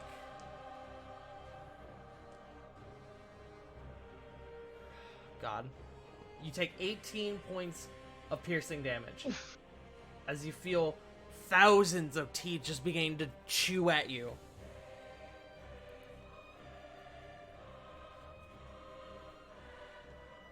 Ravon's in the meat grinder. Oh god. Oh, brother. Well, in that case, I'm gonna pop a channel divinity. Okay. Can try to So, get out of there? Oh yeah. Okay.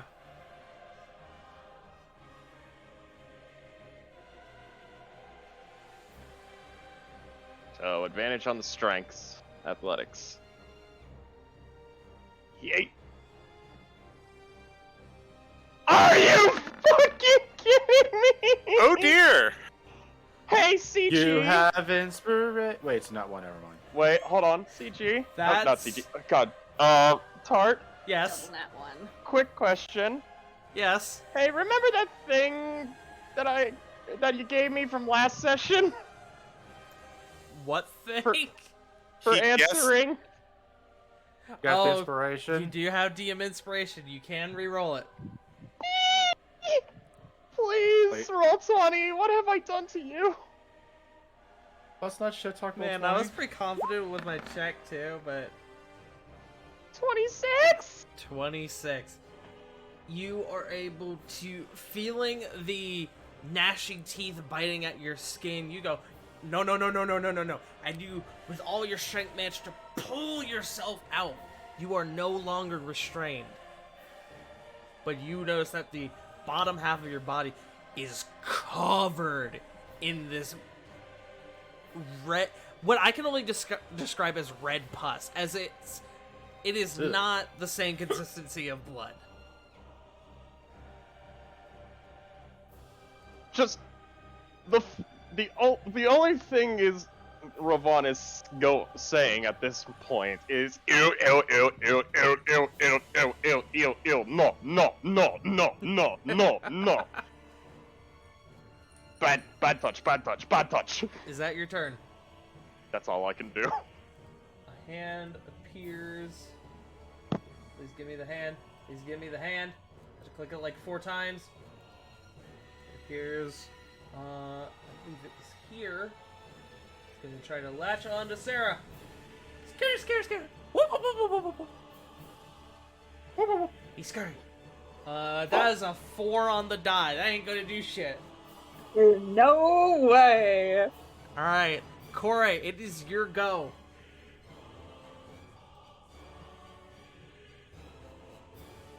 Or is just gonna flip it off again and try and cast Moonbeam again. Third level. Your Moonbeam is still in effect, isn't it? Yes. When does Moonbeam do damage? Is it on your turn or is it on its turn? It's when turn. it starts its turn there. Okay. How about we do it now? How's that sound? That sounds good. As we didn't do it at Please? the start of its turn. It gets con save. Con save. That's a nat 1. Good. Fuck you, monster.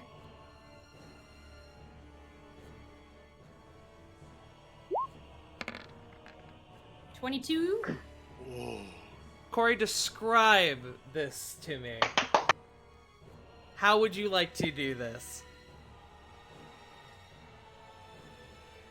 I just picture her eyes kind of like glowing, almost like Avatar state. Glowing with like the fury of like 100 stars. And she just glares at this thing. You've done enough. And she just flips it off, and just a big wave of just radiant light encompasses it. Okay. You do that, and you all watch as the moonbeam swells in intensity and grows brighter and brighter, and the creature lets out a massive cry. Sounds like 1,000 voices all screaming at once. You all have to cover your ears due to the sheer force of it.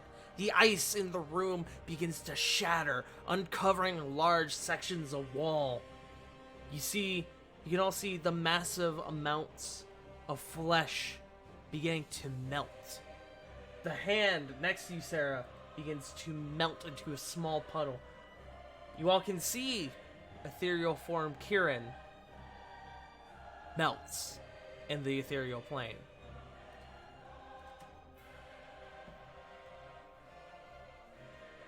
All this flesh and gore forms a huge puddle of pulpy blood. The creature mounted on the wall begins to melt into a as I described before, a red pus, revealing what you could assume are bones, but they look rotten, seemingly made out of this strange, spongy material, and it is just screaming, wailing the entire time. And as its form dissipates, and as your boots become soaked in this disgusting soup, become out of initiative. And that is where we're going to take our break. Oh, Fuck yeah! Corey, I am I'm about so to hug the glad. shit out of you right now for saving me. Hey, I tried. I'm We hugging all everyone. did. We all did. Lily had 4 hit points left. I'm I'm not even sorry, what? fucking joking. What? River, are you okay? See, now I Who feel said bad. I something? 57. Yeah, like I got like I 38 think that right was now. an Like, you- accident that he said me because I have 60 HP. I think Hearing? Tart The- meant the- after. After your first 2 Oh. attacks, the creature had 4 hit points. Oh, you said Lily. Yeah, you said had us Lily. worried, Yeah, I my meant guy. I thought I said Lily it, but never mind. You just said Oh. Lily had 4 health. Lily Yeah, had 4 health, as we all know. You gave us a heart Ah, attack. fuck you, monster. I mean, I only took 9 damage from my 69 health. Nice. Nice. Hey. But we are going to take a break. Thank you all for joining us. I have a few things I need to read before I go take my break. I need to thank Come here, Punk Your Nuggle. Dog and JFrost747 for the hosts. And I need to thank I Dream of Azathoth for the 100 bits. Say, if I can fucking line this up properly. God, please. I'm trying to read it. Hold on. While I nodded, nearly napping, suddenly there came a clapping. Ass of ass cheeks, gently clapping, clapping at my chamber door. "'Tis a visitor," I muttered, dummy thick and nothing more. I answer sweet, yon Lenore, her ass cheeks clapped as I adore. Thank you for the 100 bits. Everyone, please give a snapping applause. But we are going to take a break. Thank you all so much for joining us for the first part of our session. Now I can cease with the content warnings. Though honestly, that last bit describing how it died by the force bit of content warning. Well, I mean, the whole fight was a content warning. TBH. True. But I'm going to go get more water. I will be right back. No I have- chance. Oh, I can see I- you. What's up? I didn't want to cut you off, but I was I just Sorry. Go ahead. Go ahead. I don't Go know. ahead. Go ahead. All I was doing was threatening the chat to behave. Ah, Because, well, you know my Yeah. my current state right now. mm-hmm. But I'm gonna try and calm down for the sake of y'all don't deserve this. Thank you. It's very respectful of you. Try. Yo, for real though, I don't know. I loved the doppelgangers. That was great.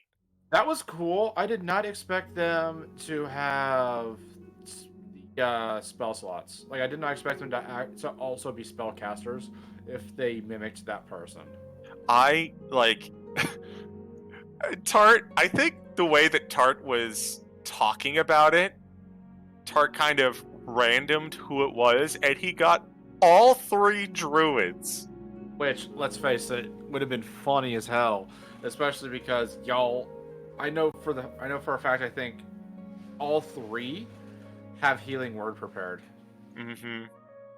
So, if the fucking ads would have had that thought, they would have bonus action healing word the hive mind. So I'm just glad that none of those polymorphs went off. Yo, I mean, I was saving my counter spells for that. Yeah, good call. Though I What's up? Ravon with that clutch 23. Yeah, I didn't see that I am back. earlier. Yeah, so the way I chose who the doppelgangers were is that the doppelgangers were anyone that had been injured in your little jaunt thus far. That's what that was my second idea. Oh. It was Meek as the ball. Yep. You got knocked on the head by the ball. Yeah, and I That didn't was going take to any happen to whoever was in front to guarantee that had at least one doppelganger. And happened to be Flit. yeah, I was gonna say I didn't take any damage outside of the actual boss's tentacle attack. Yeah. The only 3 people who got hurt during your journey was the 3 druids. Yes, the Wow. doppelgangers were able to use they had their own melee attack. They were able to use spells of any caster if they duplicated caster. The only thing they couldn't do was class abilities, so that's why Evil Flit never wild shaped, and racial abilities. Wait, was that also? Sorry, go ahead. No, go ahead. Wasn't I also injured because of the parasite thing? Technically yes, but not in the way that it mattered. Not in the way that would have created a doppelganger. Right, because we technically took care of her doppelganger. Yes. What triggered the doppelgangers and what triggered their ability to shapeshift into a specific person was specifically drawn blood. Yeah, and she had hers Oh. inside of her. Because if you all remember, Dr. Gallahorn told you all in the message that it thrives off of people's blood. Aha. The ghost cat was in on it. I knew it.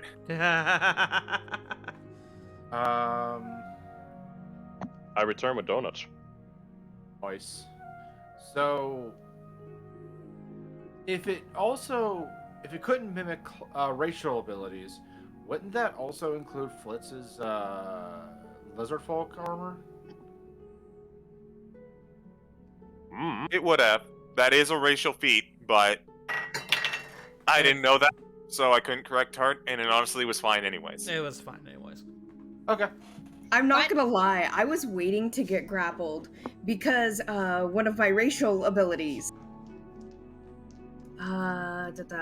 Which one was it? Squat nimbleness.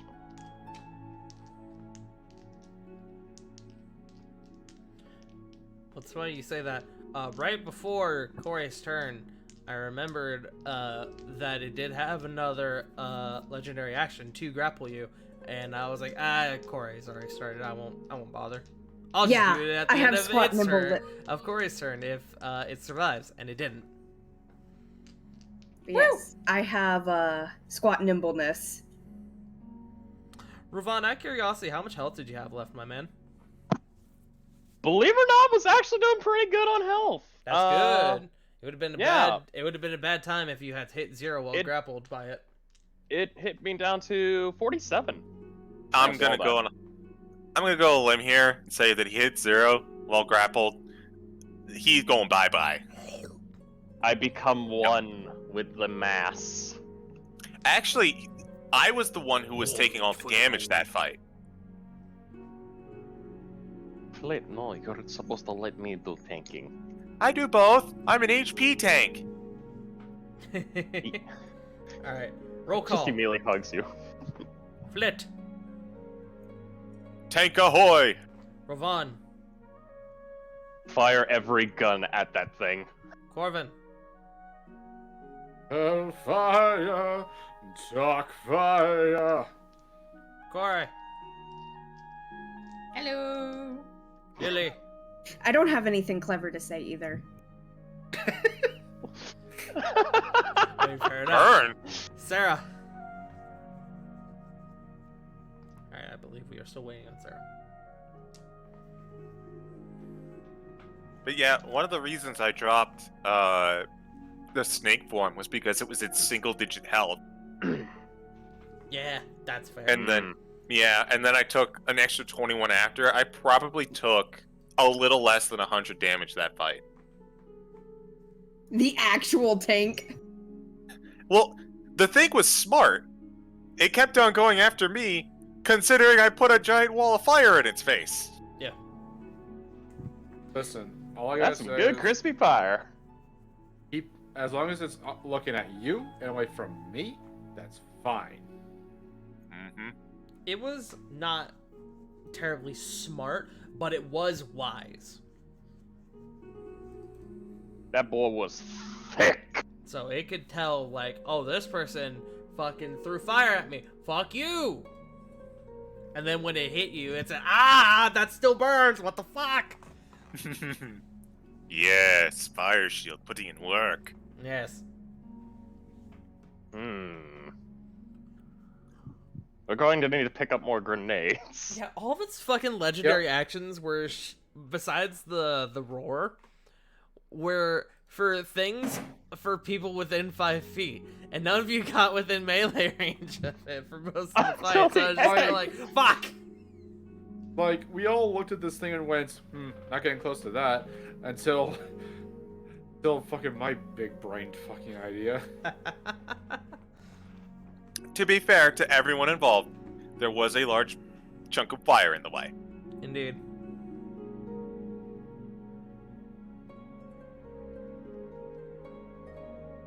Is Sarah back? That's a negatory, Captain. I'm also really glad that that hand got a natural 1 on me, because that was a gamble I took. Drastically reducing my AC when those parasites were running around. Mm-hmm.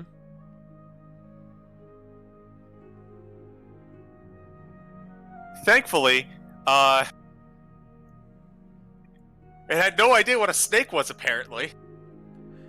I still like Punk's thing in the chat, the big hurt spaghetti, big hurt spagert. Big hurt spaghetti.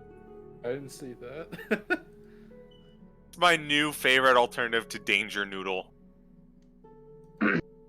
I want a danger noodle so bad, but my husband is afraid of snakes. I cry. Indiana Jones. I want a hog nose because they're freaking adorable. It's a hog nose. Hog nose. Hog nose. Neck. Oh, look at that! Look at that little blepper. It looks like he's going. Ooh. Look at his baby.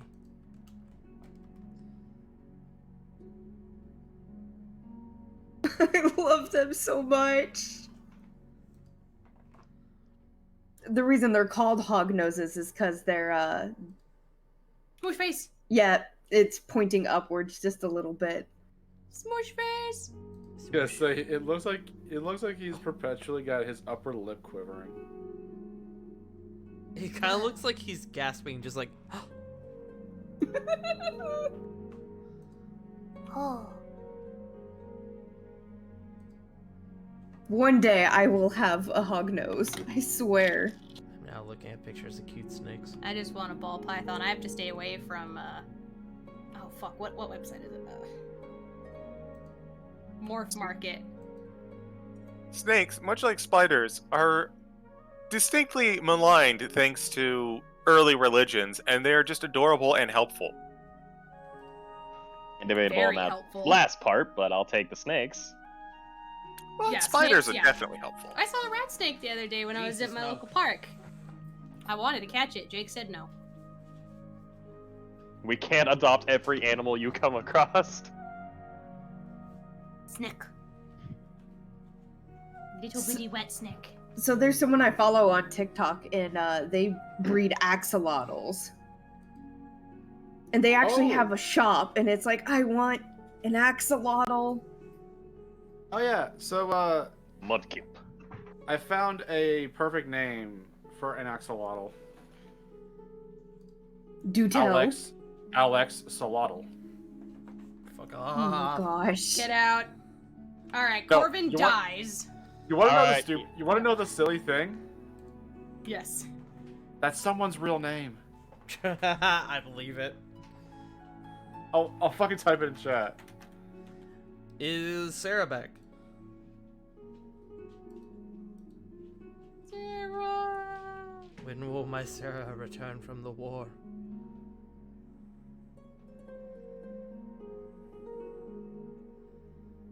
I'm just excited. That Monday's already almost over. Yeah. I will say this, though. If anyone's getting an axolotl and you don't name them Mudkip, you're gonna be hearing an ancient meme from me anytime I get a chance to. I heard you like Mudkips. That's if you don't go with it. I 10 out of 10 would absolutely name my axolotl Mudkip. God, yes. Yes, absolutely. I feel like Mudkip inspired the revitalization of axolotls. Maybe. Which is funny because I know. Mudkip's not even an axolotl. Whooper Yeah, is. it's Wooper, I think. But Mudkip is marketable and cute as fuck. True. That's I mean- true. I mean, let's face it. Name an ugly Pokemon. Trubbish. Dunsparce. Not Dunsparce. Stunfisk. No, we love Dunsparce. Yes, Stunfisk is what I meant. Bidoof. Exactly that. Do we need to Okay, talk no, about no. Pincurchin? But listen. No. Bidoof isn't a Pokemon. It's a slave. I have Kinda a is. shiny B-barrel. I'm like, You know, Punk sounded genuinely offended there. I've been I hearing. know what I said. I hear people have been trying to like shy away from the use term of HM slave, so I've been hearing alternatives floating around, like HM friend, HM ally. I think the best what I heard was HM butler. That HM is the what? term. Buttle. That does sound a bit more distinguished because it definitely avoids the the name, but literally that's all Bidoof is good for. I prefer the name Unpaid Intern. Aw. That reminds me, I'm so happy because I found something great today. Oh. I was looking through right before I dropped my car off to get fixed up. I looked into the trunk and I found a backpack that I brought with me that I was gonna use for our Ohio trip last time. And I found my original Nintendo DS Lite that I've been lost for 3 years Aw. Hey, nice. with my Damn. Pokemon Emerald Nope. in it. Ooh. I That'll be like that nostalgia. they're remarketing the Gen 4 specialty case. The one that they had for the DS. when Yeah, game the one originally with the came out. Now it's for the Switch. I really like that because my brother had that DS when it came out, and so I'm just like, wow, that's nostalgic. Was it my brother? Maybe it was me. I don't fucking remember. Been a time. All I know is it's time to play the Pokemons again. The Pokemon. Again. Gen 4, baby. Gen 4, BB. Next I literally month. I literally just want to copy paste my Gen 3 team and put it back on Gen 4. Personally, I like to go through the Pokemon game. I'm not so much the collector type. I like the adventure and like raising a team from start to finish. See, I do that. But I do the collecting after I go through the adventure. Yeah. Is See, I Sarah just back? keep going through the adventure. Sorry. You're good. Is Sarah back? Sarah. Damn, Sarah really died, didn't she? She will be missed. Alright, Corvin, I need you to play My Heart Will Go On. Give me a second. Okay. I'm eating more I'm- soup. Make sure to get the DMCA free version. I'm at shoot. Let's shoot. Yeah. It's not a nation, though. What do you mean it's not a nation? It literally says it right in the name. Shoot Nation. Oh shit, my keys. That is a buff Mudkip. I mean, that's just Okay. the Mega Well, kid. Evolution. I'm back. I'm that is- sorry. I had to help my dad get the dogs out for the last time. No worries. You No good? worries, Also, part that's sir. heresy. No worries. Don't worry Kind about of it. cute, actually. That's heresy. All right. Let me go ahead and change the music. Let's see.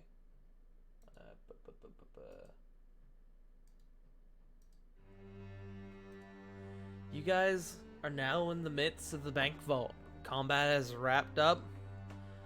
There is a massive puddle of blood and viscera along the floor that is beginning to soak into your boots. What do you guys want to do?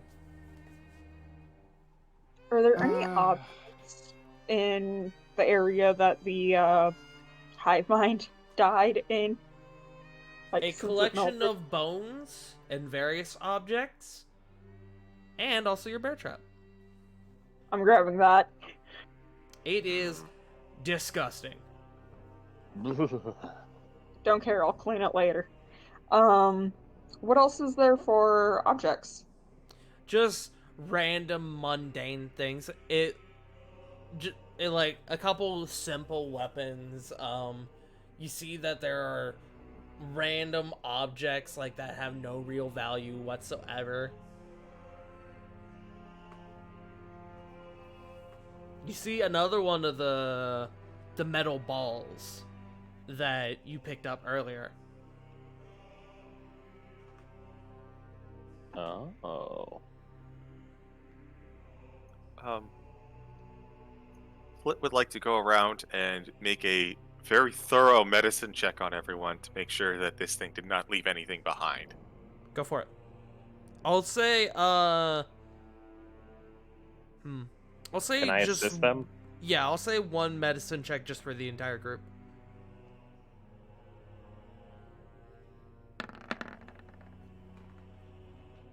$26. Everyone seems clean. Kieran had something going on, but she was able to get rid of it with her cast of Lesser Restoration. But everyone else seems clean. You get the impression that with the hand spider and the duplicates that perished, you can, with that medicine check, make the rough assumption that even if anything had infected you all, possibly died when the creature died.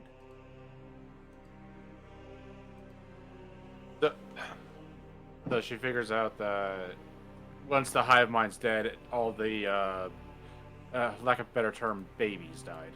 That seems to be the case, yes. Anything that could have been in you guys would have definitely have died when the creature did. So, after looking over everyone, okay, I think we're all good. This stuff is icky, though. Kind of lifting her bare feet out of the stuff on the floor. Yeah, I'm gonna find a clean spot really quick, and I'm gonna do a quick ritual. Isn't that what you came here for, though? And she kind of points over to the large, like, plexiglass tube that contains the bow you guys are looking for.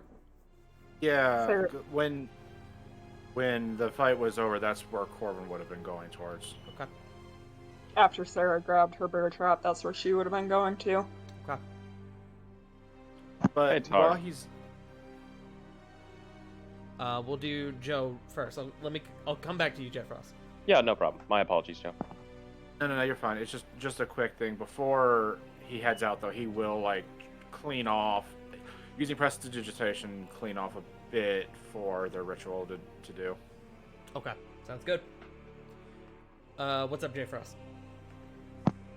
While we're all doing this, two things I wanted to quickly ask. When the wall of fire erupted, did any of the ice melt in the room? The ice kind of around a good chunk of ice around the creature melted, as well as anything like on the floor would have melted. So you do see some spots where it's not nearly as frozen, or not frozen as at all compared to the rest of the room. The room is still freezing though, and you get the impression that the ice that melted may freeze over. Got it. Second thing I wanted to do is, if possible, I'd like to use a little bit of a divine sense, just in case. All right. So You let me... throw down your divine sense, and you don't detect anything. Nothing else. Looks like we are in the clear. I know Corfin and Sarah are going over to the boat. Does anyone wish to not partake, but kind of wish to watch over Kieran's ritual that she's planning to do? Me. Corey. Flit. The two Same. druids. Okay. 2 druids, Lily. Rovan, what about you, as you're the only one who hasn't picked a thing yet? I'll try for it. Okay. I also just realized you guys have your icons down here still. Alright, so we'll do the ritual first as more people have gone over there. But you all see Kieran kind of picks out a cleaner spot, and she, much like before, draws a symbol in the floor in chalk. And instead of drawing the smaller circles on the outside, she just draws the one big circle, and she starts drawing a symbol in the center of it.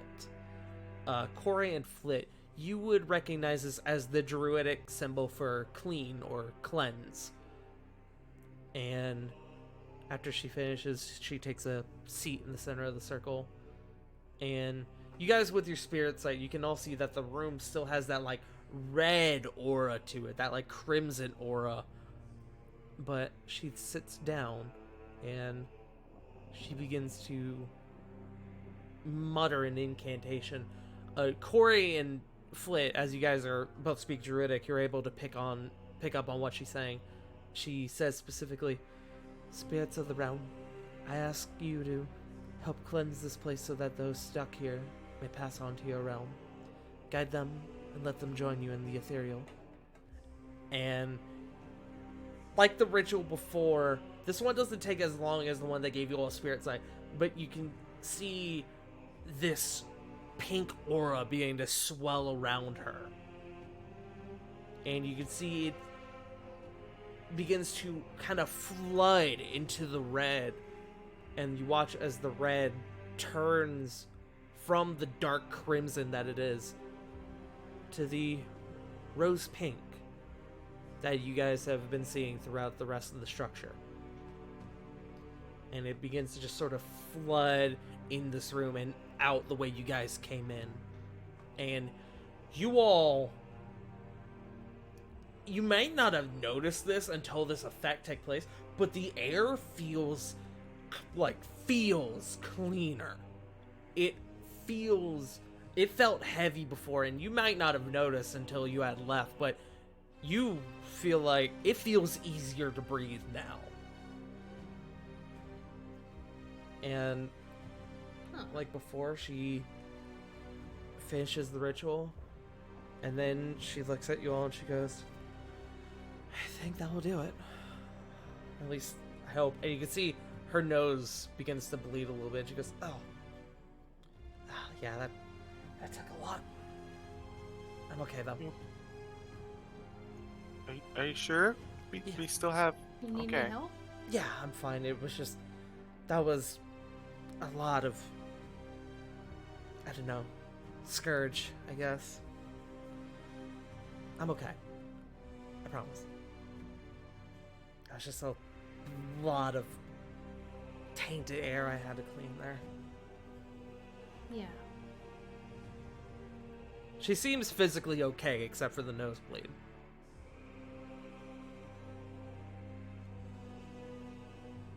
Corvin and Sarah, you both come over, and you can see that this giant tube that holds the bow, at its base there is like a metal, almost like a panel, and you can see that in the base of it there is a single slot that looks like you could maybe put something into. It's a kind of a large slot, maybe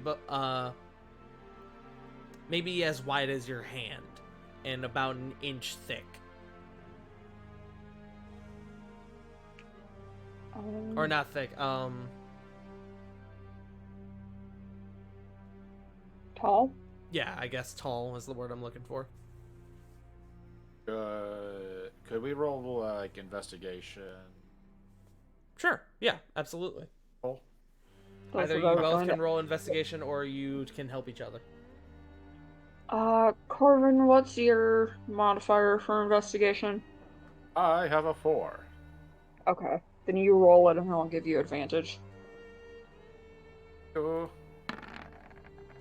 17. 17. You look a bit closer and you don't see any other markings or like paint, like buttons or switches or anything. Just this one indentation. And you think for a moment and you realize there is a chance that your sigil may be able to fit in it. He will pull out the sigil of the Veneher Guard and put it right into the slot. You push it into the slot and you watch as, almost like a vending machine, it takes it. Oh. And you wait for a moment. And then you watch as the light from the tube begins to dim. And there's a hissing of air. And the front of the glass opens, allowing you access to the bow.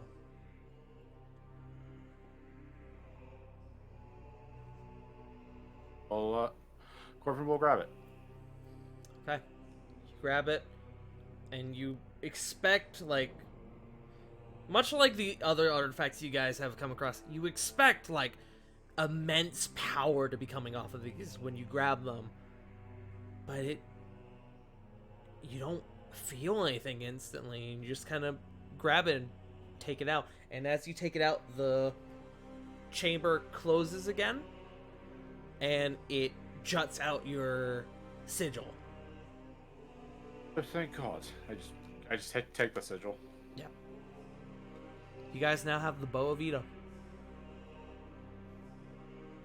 Sarah's going to hold her hand out to Corvin. She wants to see it. Over. Sarah is going to examine it, kind of like admire the craftsmanship. The first thing you notice is that there is not a bowstring. It just kind of looks like a pair of wings, a pair of golden wings. You can tell it's definitely bow shaped, but you do notice that there is no bowstring along it. If I put my hand where the string is meant to be, do I feel anything? You don't.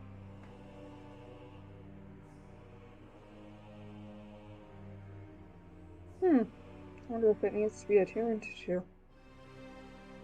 Hey, Flit, can you, God, I hate saying it, because this is such a priceless artifact, but can you lick it?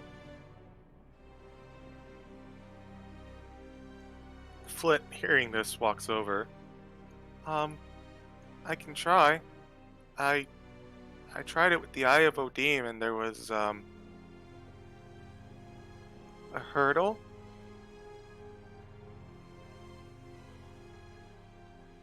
I guess I do still have my free identify for the day, so I will go ahead and use that. Okay.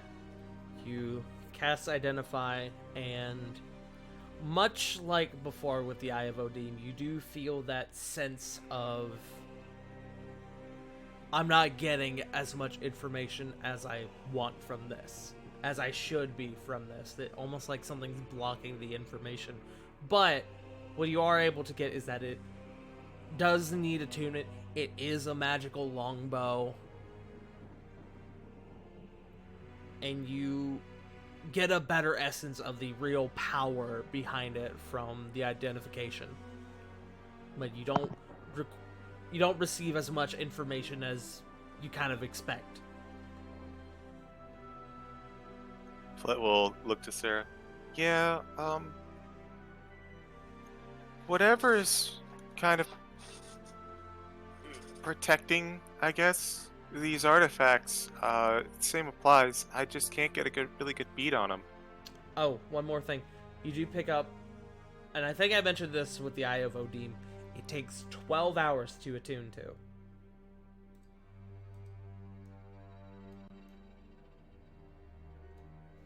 I will pass that along.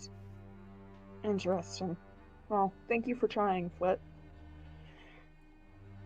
Above game, so if I try to sling this over my shoulders like I always do with the wind needle, it's just going to fall because there's no Yep. Okay. I need to BRB for a minute. Okay. I'm all So- in favor of just shoving it in the bag, honestly. I was about to ask. You guys have a bag of holding. Please be gentle with the priceless artifact, though. Put When it in putting the it in the bag. Kieran kind of comes over. This is really all you guys came for? Yes. I mean, I assume it's important. Just I don't know. I think we kind of came to help you. And also, really more check out the bow. I think getting it was just extra. Well, no, we need the bow in our You guys did possession. come to retrieve the bow. Yeah. Yes. I see. And so, we came to get the bow.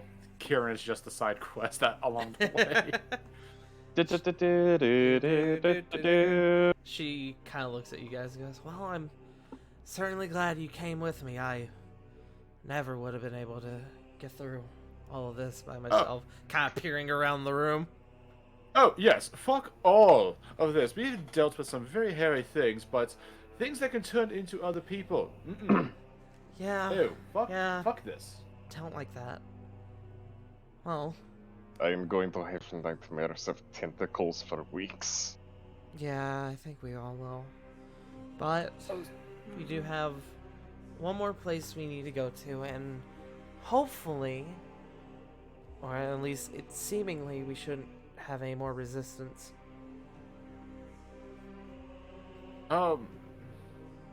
Up and we relieve you back into Multideep. He just kind of looks towards the group. I have a very weird theory, and I hate the conclusion. What And is theory? Unfortunately, Kieran, this is just not. Unfortunately, this is just not for your ears. This is a reoccurring annoyance. I do apologize. Immediately puts hands over Kieran's ears. Oh, Which is really impressive when you think about it. Yeah. Also. Oh, okay. We're just gonna cut right to it. So, haven't you all noticed how the how the walls are covered in this pink, viscous-like pus and veins and all this what? stuff? Yes. No, I don't like thinking about the nasty grossness of this place. Now, when we were in Dry Hollow, what color were all the little pods that the Orogs were in? Would that be a history check? Because I actually don't. Please. Oh, right, you weren't there. Oh. Oh, shit, I'm so sorry. Corey was there. I don't think Punk was there though. Yeah, that's... Well, I was like, Could- I forgot that was probably one But of them. they were a gooey pink, like you guys have been seeing around. This up here that you've been seeing has been a bit redder, especially in the vault. But the similarities are definitely there to what you guys saw in Dry Hollow. This is twice now we come into a place with this pink stuff. Once is a curiosity, twice is a coincidence. These do seem, I guess you could say, fresher. Yes. So, this begs the question. If it's who we think... if the people who put this in is who we think it is, why did they leave the bow?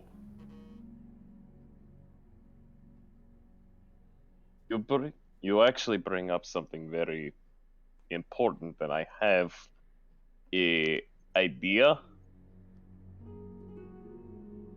Mm-hmm.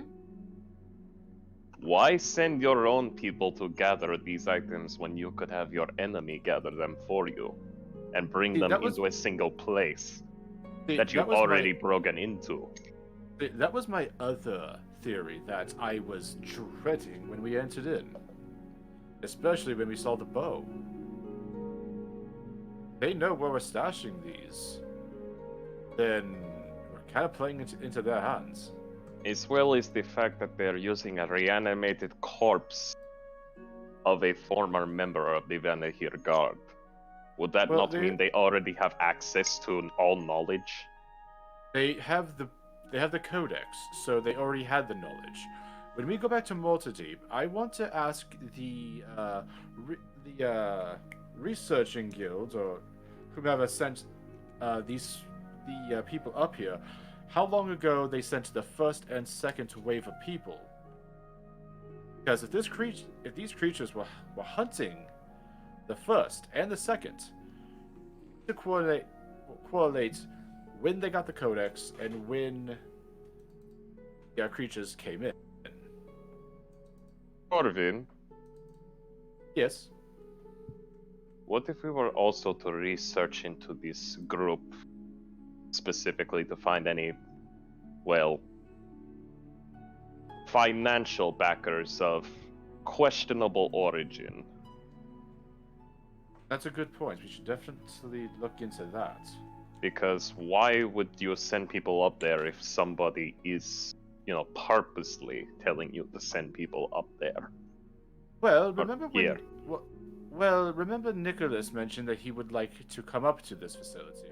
And Exactly. having seen a few things around, especially that black square thing that played whatever that thing was, I could definitely see how that would pique Nicholas. I mean, it would definitely pique Nicholas's curiosity.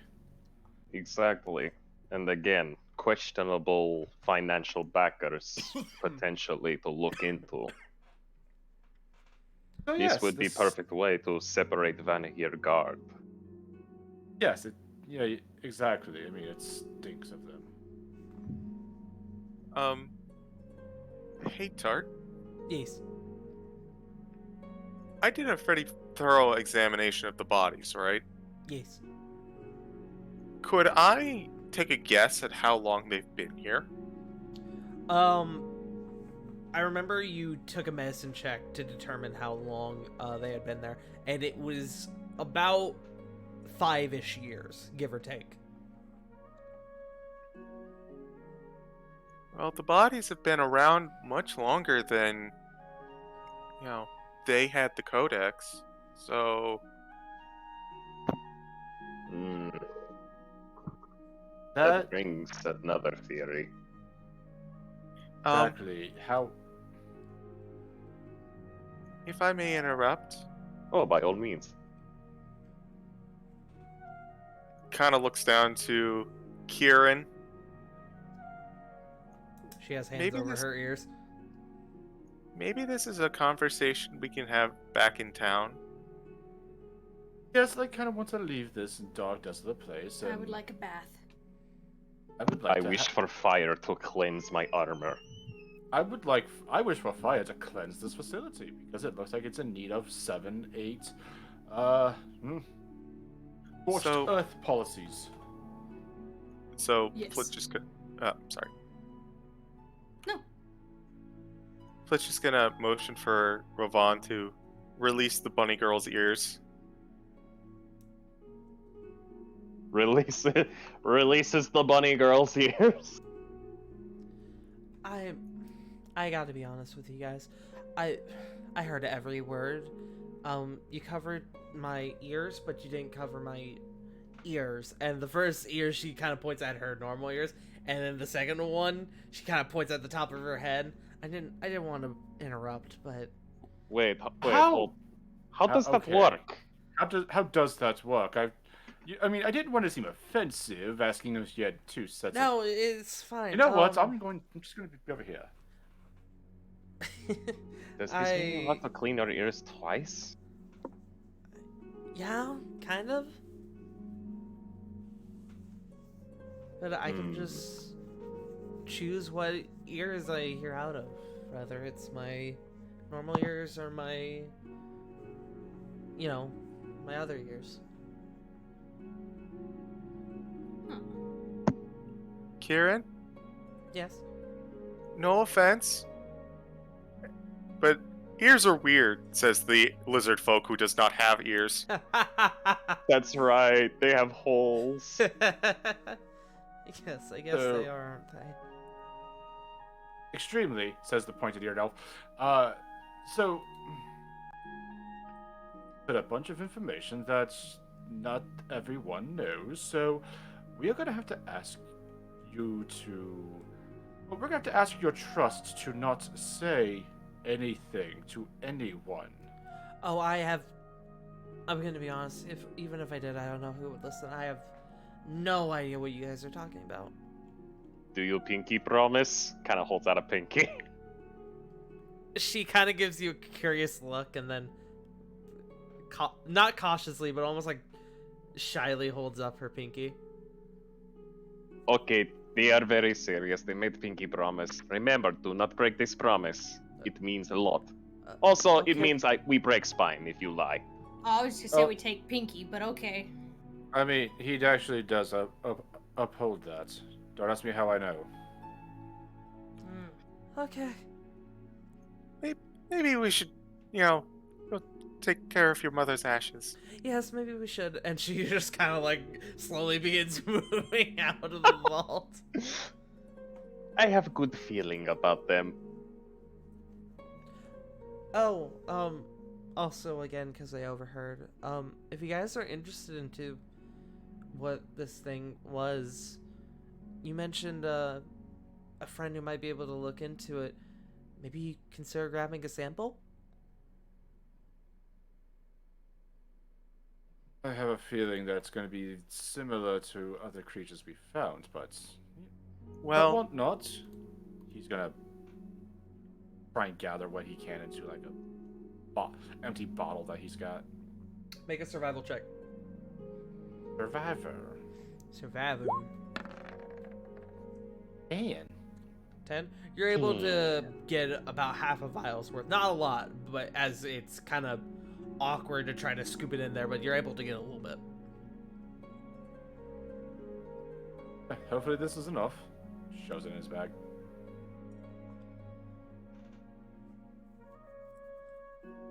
I assume you guys move out to start making your way upwards, yes? yes. Yeah. Yep.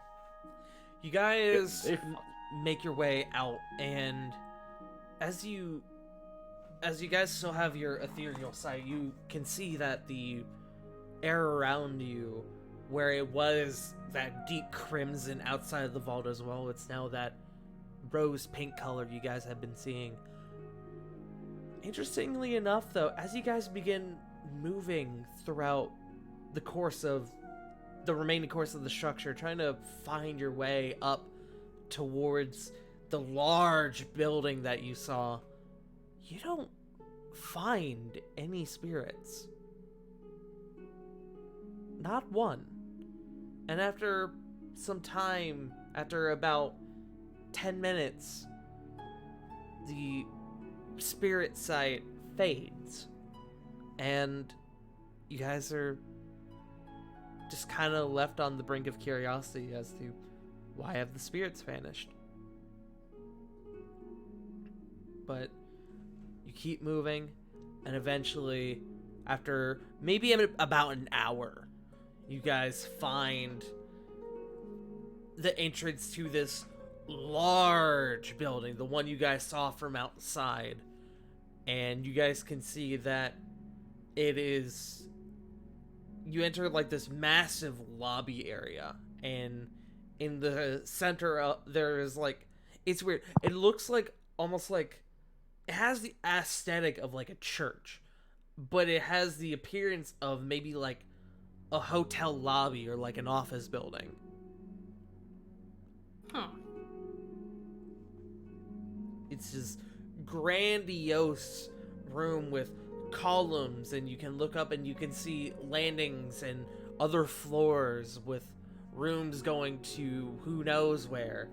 And in the center you can see what looks like a big U-shaped desk, and behind it what looks like, oddly enough, like another one of those plexiglass tubes, but you see a metal box at the bottom of it.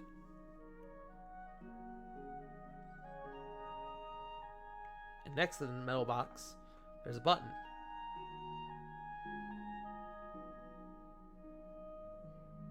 Ooh, a button! I'm gonna push it. You push the button, and the front of the box opens like doors. Does that mean we could take the metal box? Do you wish to step inside? Not Thanks. alone. Wait. Flit thinks for a second. Hey, wait a minute. Flit, roll me a history check with advantage.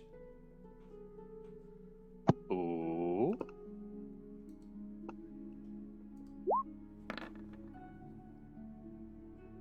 $14? This is very similar in design as to the tube or capsule that you saw in Nicholas's place. The one that brought you it's- guys deep underground. It's like that thing at Nicholas's house. It went down. I Oh. wonder where this takes us. Maybe it'll take us up? Hope so. You If guys, someone will tell me, I'll try it.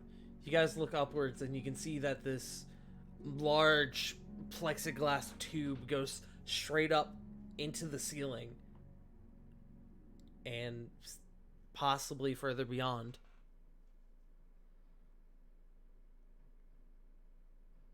Does everyone load into the box?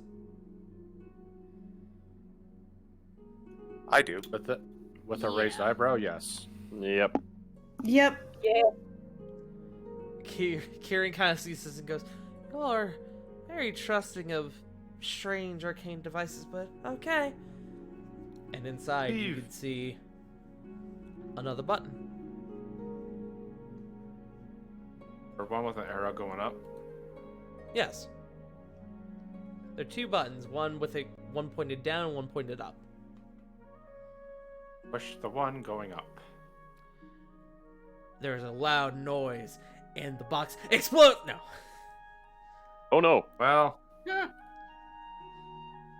You press the button and you feel a shift in the metal as the box sort of comes to life.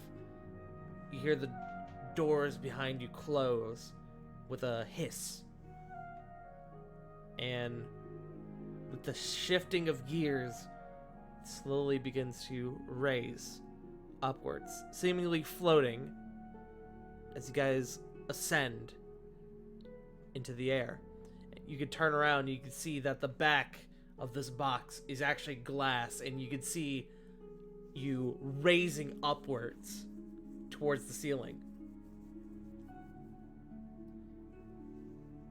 And as you continue up and up and up, you eventually hit the ceiling, and you expect it to stop, but it keeps going, and your vision from the glass kind of fades.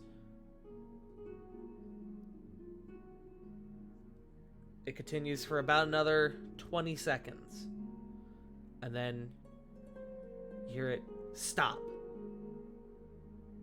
And then As you guys have been ascending, there's been gentle music playing, gentle jazz music playing. But it reaches a point and it stops. And you guys with higher perception can feel the light, not the sting, but you can kind of begin to feel like it's gotten a tad colder in here. There's a ding, and the back where the glass was opens up, and you can see the peak of Mount Doomhorn.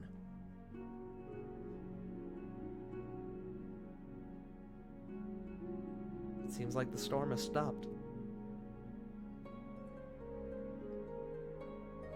What do you guys do?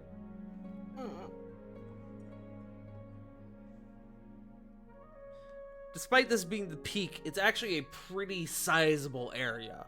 There's definitely enough room for not only you guys, but a solid number of people without the risk of anyone falling off. Flit will walk out and just kind of look at the breathtaking view. Same. You all begin to step out, and you feel the crunching of the snow underneath your feet, and you look around, and you can just around you see for miles. You can see the weather has cleared, and you can see the storm that you guys had encountered off in the distance. But you look around, and it is an incredible view. Give me 1 second. Just changing the music. You guys are at the peak of Mount Doomhorn. Kieran kind of steps out from the elevator and she goes, "Wow." She seems almost like dumbfounded at this incredible view before her.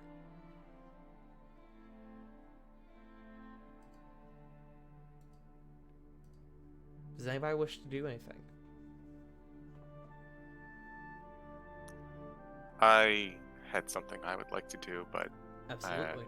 I'd like to kind of do it after. Well, you know what? Maybe. You can do it now or you can wait. It's your call. Flit will look back to everyone. You know, we're up here, and we can see over the course of the entire mountain from here. We could, if you wanted, we could get even higher up. I kind of, something about it, just being up here, seeing the world,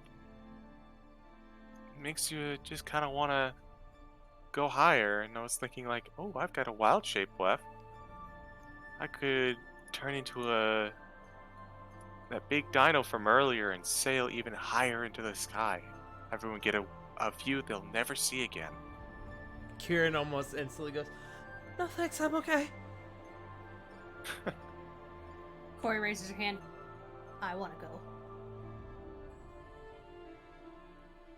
I think I'll stay on the ground, Kieran.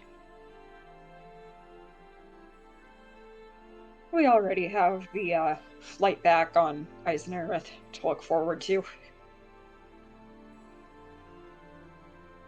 A gust of wind kind of comes over your group, and your hair begins to sort of drift off to the side with it. It's not a heavy wind, but it's a bit strong.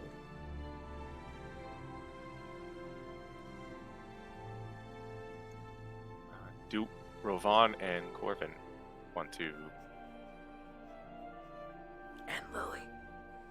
Yes. I'm sorry, I forgot Lily. Thanks. Oh, don't guilt me. I don't feel well. Don't worry. You didn't forget about Lily. You couldn't see her. She was buried in the snow.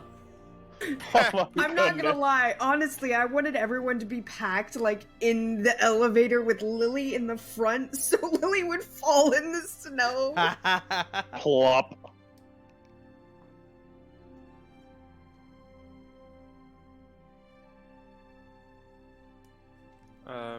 But yeah, does Lily and Ravon, do they want to go for a flight? Lily would be ecstatic. You know what? Yeah. I want to feel the dumb energy again. Alright, so do you expend your last wild shape? I do. Okay. And what do you turn into? The only thing that can carry all of us, a Quetzalcoatlus. Okay. You turn into the Quetzalcoatlus, your massive wingspan, kind of taking up a good chunk of space up here, and you let your friends on board, and you begin to soar around. How high do you wish to go? I would very much, because we're at the top of a mountain, so the air is thin. I don't want to go too high, but just high enough so we're still comfortable. Okay. You go up maybe another couple 100 feet from the peak, and you kind of everyone who's on the back begins to just sort of peer around at the miles and miles of mountainous terrain around you. Everyone go ahead and make me a perception check, Flit included.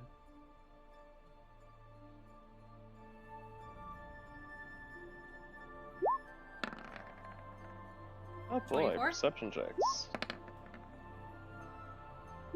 7. What was that? 5. Me and Rovan are just having the time of our lives. Absolutely. Absolutely. Flit and It's the Kore, as you guys are kind of looking around, you both clock another large creature off in the distance that seems to also be flying, and it kind of takes you a moment. And at this distance, it seems a bit difficult to make out, but you are pretty sure it's Eisnerith making his way through the mountains. Aw. He's on the way.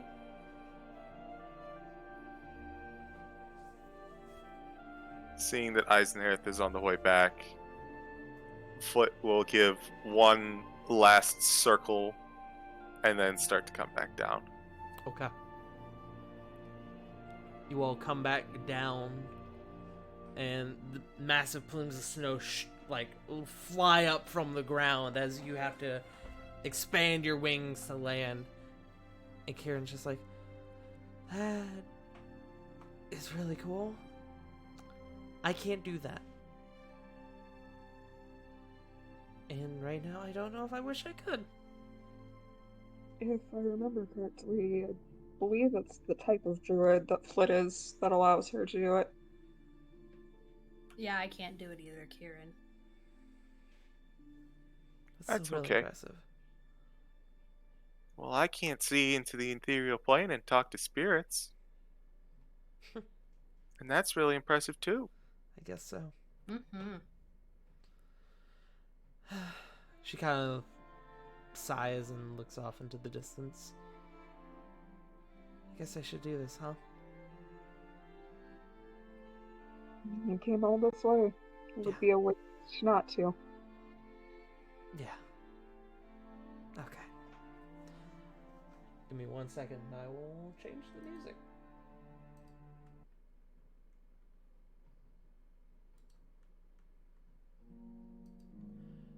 Kieran takes a spot on the edge.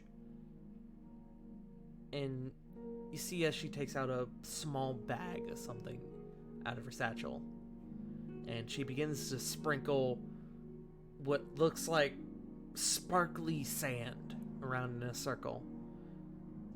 And as you can see from the outside, as she finishes the circle, the wind inside stops. as you watch her hair and her robe come to a rest. She puts away the bag and pulls out a simple-looking stone urn. She opens it and begins to pour the ashes in the center of the circle, forming a rune in the center. Corey and Flit, you recognize this as the druidic symbol for departure. As she finishes emptying out the urn, she closes it and puts it back in her bag. And she kneels down and lowers her hood, revealing her large rabbit ears once again. She takes up a prayer pose. Instead of any ritualistic muttering like she normally does, she begins to speak in common. Hi, Mom. I did it. I kept my promise. I know you told me not to. I know you said it was dangerous, but some very kind people helped me out. I don't know what I'm going to do next. Maybe I'll go home and I'll see Dad and Kiro. But I hope you find yourself rest. You deserve it. And you can see as she speaks, her eyes begin to well and tears on the edge of freezing begin to crawl down her face. And you can all begin to see the visage of an older woman. Similar rabbit ears and large furry rabbit's feet. This figure has knelt down behind her and has wrapped her hands around her. Kieran looks on the edge, just breaking down. But she musters every bit of willpower she has and begins her ritual. Corey and Flit, you hear in Druidic, "Spirits, please help guide this one to the other side. Her journey has been long and arduous. Please help her find rest in the ethereal. And thank you." And as she speaks, the visage of Kira Carlyle begins to vanish into the wind. She finishes, she takes a moment to collect herself, and she stands. She turns to the edge of the circle and with her foot scrubs out a small section of it. And as she does, this huge gust of wind comes. It takes you all off guard. But it sweeps up all the gem dust and the ash off the peak into the setting sun. She kind of just goes over to the edge and just watches.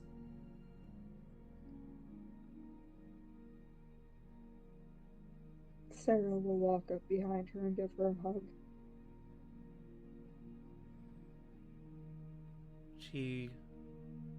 So Corey. She kind of just rubs her eyes, rubs the tears away.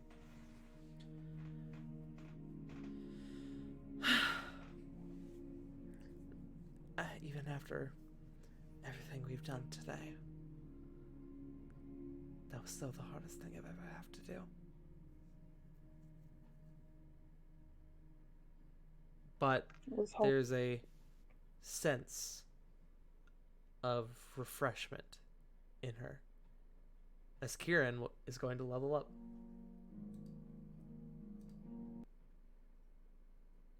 Kieran is now a level 6 druid. Hell yeah! Level 6 spirits druid. Hooray! And I'll get to that later, to editing her sheet.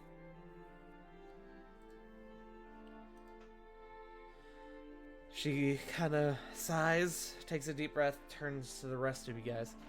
So, what now? Well, when we were flying around, I spotted Eisenareth, I think, on the way back. Perhaps we should... That's right, we have that horn, don't we? Mm-hmm. Perhaps we should, make our way out of this very surprising place. Yeah, that sounds nice. And as Corbin is on the phone, I will go ahead and narrate this part. He, kind of getting the message, goes over to the edge. He takes out the horn, and he blows into it, and just bellows and echoes off. You feel like you could hear this for miles. And after a few moments of the echo of the horn,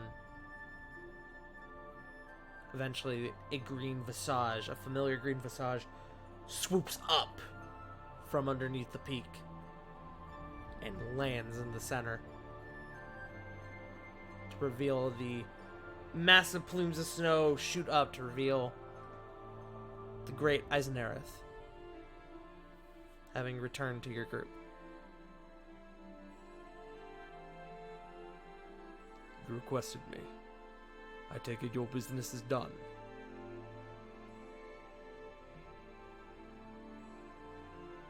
Yeah, we got what we came for.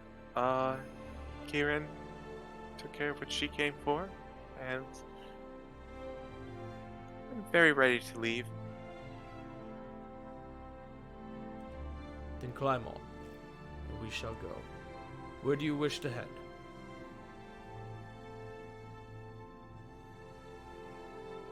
If you may, can you take us back to Waterdeep? I Or can like do- around the area? I can do that. I will need that horn back, though. Oh, most definitely. He'll just hand back the horn. You are able to actually go up and sort of clip it back onto the, like, not chain, but the spot that you saw it hanging on before. Yeah. You all climb on, and his massive wings begin to woof, woof. Large plumes of snow get kicked up, and you all soar off the peak towards Waterdeep. Everyone go ahead and make me a con save Oh boy. at the intensity of this. Con Alright, save. Kieran. Shit! God damn it! Alright, Kieran. Remember, you get a +3. I got 10. Oh no! Kieran That can't possibly still be passed! going on. Kieran does not take her third level of exhaustion. I got a I got 17. I have a 22. Man, you all did. 11? You all did poorly on this, huh? We're tired, man. Hey! Anyone who didn't get a 14 or above is going to take a level of exhaustion Oof. as you feel the stinging cold and the high pressure of the wind biting into your skin. The journey is not terribly long, it's a few minutes, and it is a gorgeous journey, but is also arduous. But eventually he finds a spot just outside the city of Waterdeep and comes to a landing, almost abruptly so. You're merely a 10-minute walk from the city entrance. I wish you luck in your endeavors. Thank you so much, Eisnerith. Of course. Thank I'll you. I'll remember to pass on your message to Alice. Kind of nods. And as you all finish descending, he takes off once more and vanishes behind the mountain range. You all, tired, cold, move inwards to Waterdeep. I want to do something really quick. Okay. Sarah has fallen off of Eisenareth and is laying on her back. Move on. Piggyback ride. How are you this exhausted? I think this is what, your third level of exhaustion, Sarah? It is. Oh my god! Yeah, I her and don't like her and it. Kieran were not doing too hot in terms of exhaustion. Let's see, what happens at third level of exhaustion? Not good You things. have disadvantage on attack rolls and saving throws. So you just have disadvantage on literally everything. Yep, pretty much. Disadvantage on ability checks, speed halved, and disadvantage on attack rolls and saving throws. Next one, your max health gets halved. Oh, Yeah, you're kidding. Yeah. But you guys are about to go into a safe location, so honestly, you don't need to worry about it. I'll pick up Sarah. Piggyback Okay. ride. As the evening comes around and you guys move back into the city of Mortardeep, what would you like to do? Would you like to go ahead and rest, or would you like to take care of your business first? What time of day is it? The sun has seemingly just finished setting. So maybe 7 o'clock, give or take. And I'd say maybe finish business before we go to bed. Yeah, that's what I was thinking too. Like if it comes down to it, you and I could just go. Everybody else wants to rest up. Yeah.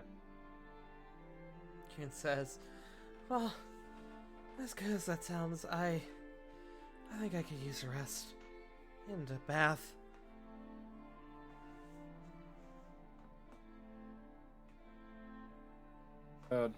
Like he just kind of, Corbin just kind of, I guess, just wiping his eyes from the sheer intensity of the wind. Unfortunately, at least I think Ravon and I should talk to that research company. We need to get as much information as we can.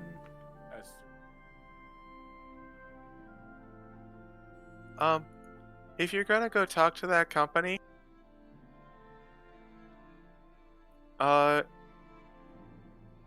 one of the guys, Dax Hartford was his name. You could say that, you found this body and go from there. Understood. That's what we're going to be doing. I was going to be leading into us having to take Kieran up Mountain Doomhorn, and we now stumbled upon their little organization. So then we'll just be tying up loose ends. We will be back lickety split. Okay.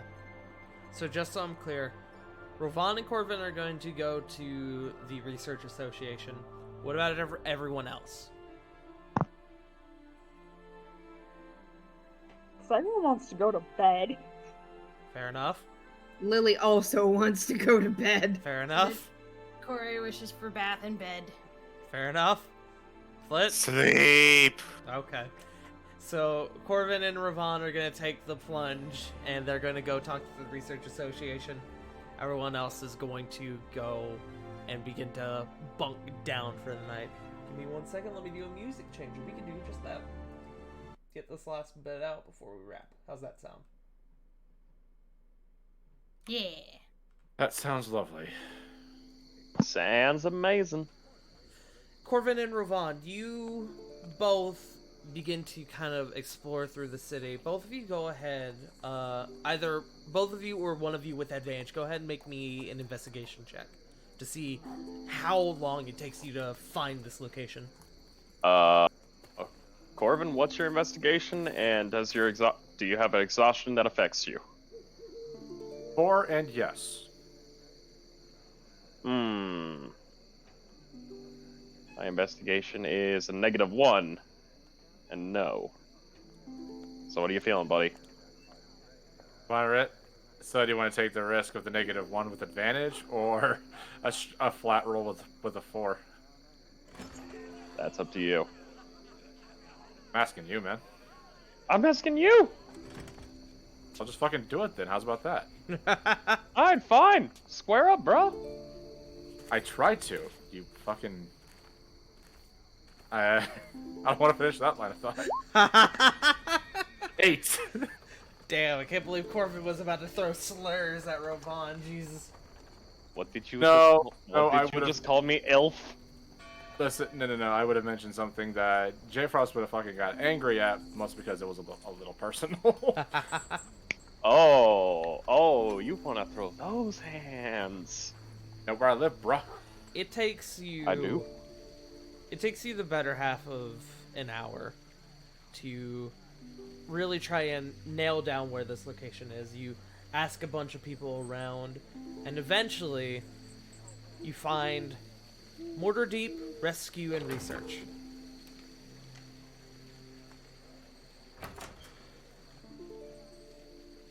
I see you guys It's go in. on. You can see that the light is on. It does seem to be open. At least it seems that the business is still open. Shall we? Not saying anything. Corbett just waltzes right on in. Behind the counter, you can see an elvish man, kind of like that stereotypical, like, tall, blonde hair, very pointy ears. He sees you all come in, you both come in, and he goes, good evening, we are going to be closing soon, is there something I can help you with? Yes, we came up. We just got off of Mount Doomhorn, and Oh. we got. Yes, and we found a couple of your guys' researchers. One led by a Dr. Gallowhorn, or Yellowhorn, I think that's how it's pronounced. As you mentioned, Dr. Gallahorn, his face he kind of like shirks back a bit. You found Dr. Gallahorn? Not only him, but also the secondary team sent out to find him. He looks really surprised. And he kind of holds up a finger, and he does like kind of like wagging point. Give me just one moment. And he kind of speed walks over to the side and goes up a flight of stairs. And oh, sorry. no, go ahead. As he walks up on the way, Raban's gonna lean down to Corbin and goes, "So do you wish to break it to them or me? Because when we tell them this, it's not going to be joyous news."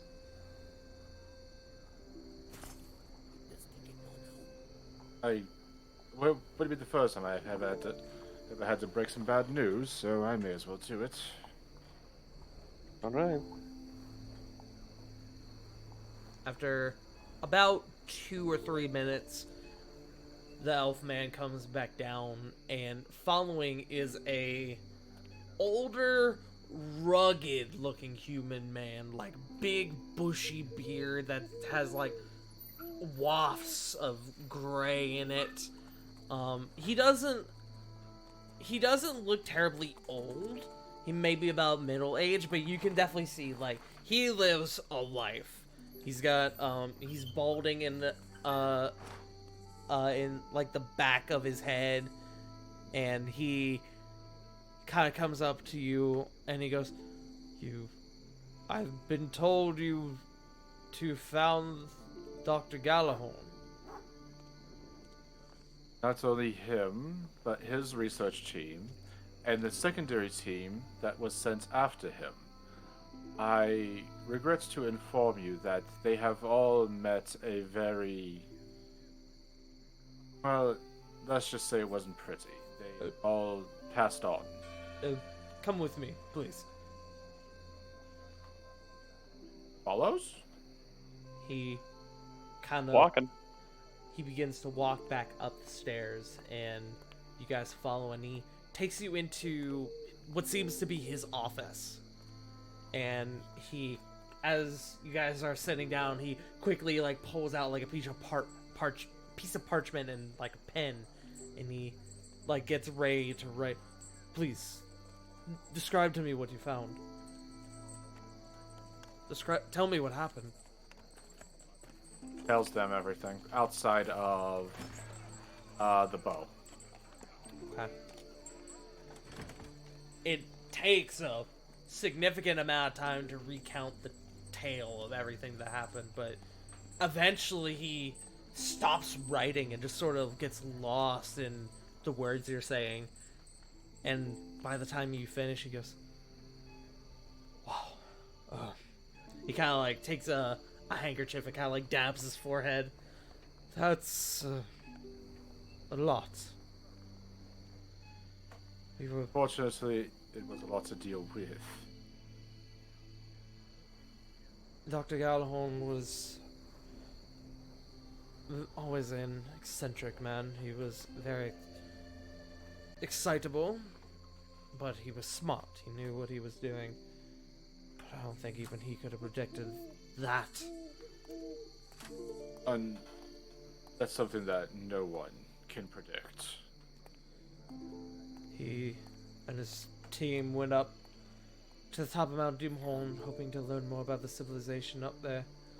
And a few days, when they didn't return, we sent a rescue team.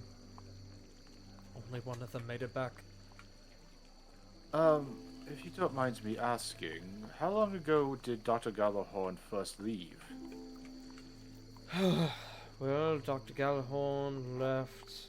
Let me think. And he actually kind of goes into his desk and he pulls out a folder and he begins to kind of flip through it. Or a book, and he begins to flip through it. Dr. Gallahorn's research team left Waterdeep 7 years ago to date. It left 7 years ago. Yes. You can understand why we became worried when they didn't return, and how excited we are that someone found the remains. And don't mind me asking, how did Dr. Gallahorn first become curious with the civilization up on Mount Doomhorn? He had always been curious, but after a flux of funding we received from the city, he finally mounted a research team to go and investigate. He had finally taken the plunge, something he staked his career on. I knew Dr. Gallahorn for a very, very long time. I've known him for, well, before he left, I had known the man for about 20 years. 7 years, you say? We went to school together, and he had always talked about wanting to explore ancient civilizations and finding incredible artifacts, and, well, I guess he got more than he bargained for, huh? Well, if we think of it this way, he got his wish. He was able to explore a long since dead civilization that, well, no one had touched upon in years. So in the end, he fulfilled his dream. Indeed. And you But- mentioned that the threat has been cleared out now, yes? Oh yes, I definitely would request a cleanse by fire 3 times, in fact, of the area, but it is cleared out. Alright. Pardon me. Yes. There are 2 things that I wish to requisition information off of you. Of course. He says, You kinda said there was dabbing a his serv- forehead again. You said there was only one survivor that made it back. Yes, one member of the rescue team, Darius. He... Do you have information of their current whereabouts? Probably in a local tavern somewhere. He was a changed man when he came back. Didn't even talk about what he had seen, despite my inquiries. Physical description? Bit of a... Well, I don't know how he is now. I haven't seen the man in years, but when he worked here, he was a fine Aasimar man. He had long white hair. But I don't know how I don't know what his situation now. Frankly, I don't even know if he's still in the city. But he Bill. he quit our organization when he came back, stating he would never go on another job like that again. Something had broken him. I don't blame him if I'm being honest. But And there is a second part to this. Kind of nods for you to continue. You said you received a massive amount of funding from the city for this expedition. Yes, there was a few years ago well, I guess you could say a lucky tax break, and while the funding didn't exactly go to us, it went to all of our employees, as they were some of the ones who received this, well, the tax refund. And we mounted up what we could together to prepare for one great expedition, one that Dr. Gallahorn spearheaded, and, well, you can imagine how we felt when it fell through, and he didn't come back. Any private investors? Not that I'm aware of. How Hello, I would have to often, just talk to the city about that. how often did these tax breaks come? Well, besides the one that happened that year, there was one, I don't know, maybe a couple years ago. About 2 years ago, I think. And Sylvan Corbin just kind of whispers under his breath, that sneaky.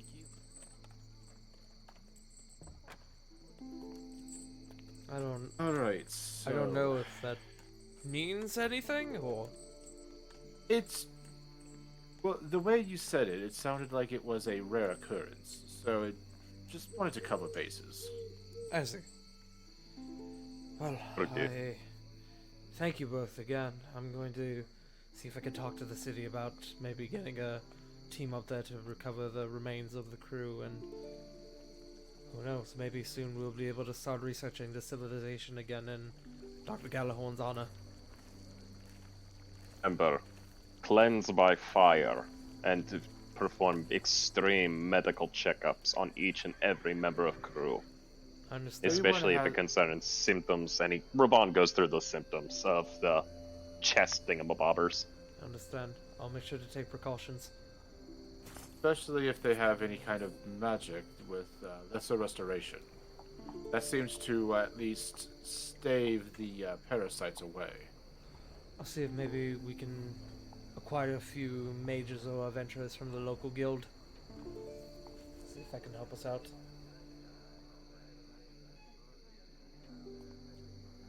Again, our apologies that this information hasn't been the most joyous of news.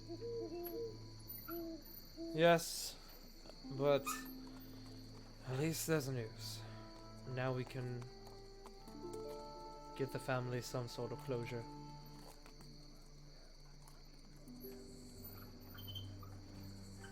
Corbin. Sorry. Tar, upon telling him everything, he would have also mentioned the message that Gallahorn sent on that TV, right? If you choose to include that in, then yes. He probably would have. Okay.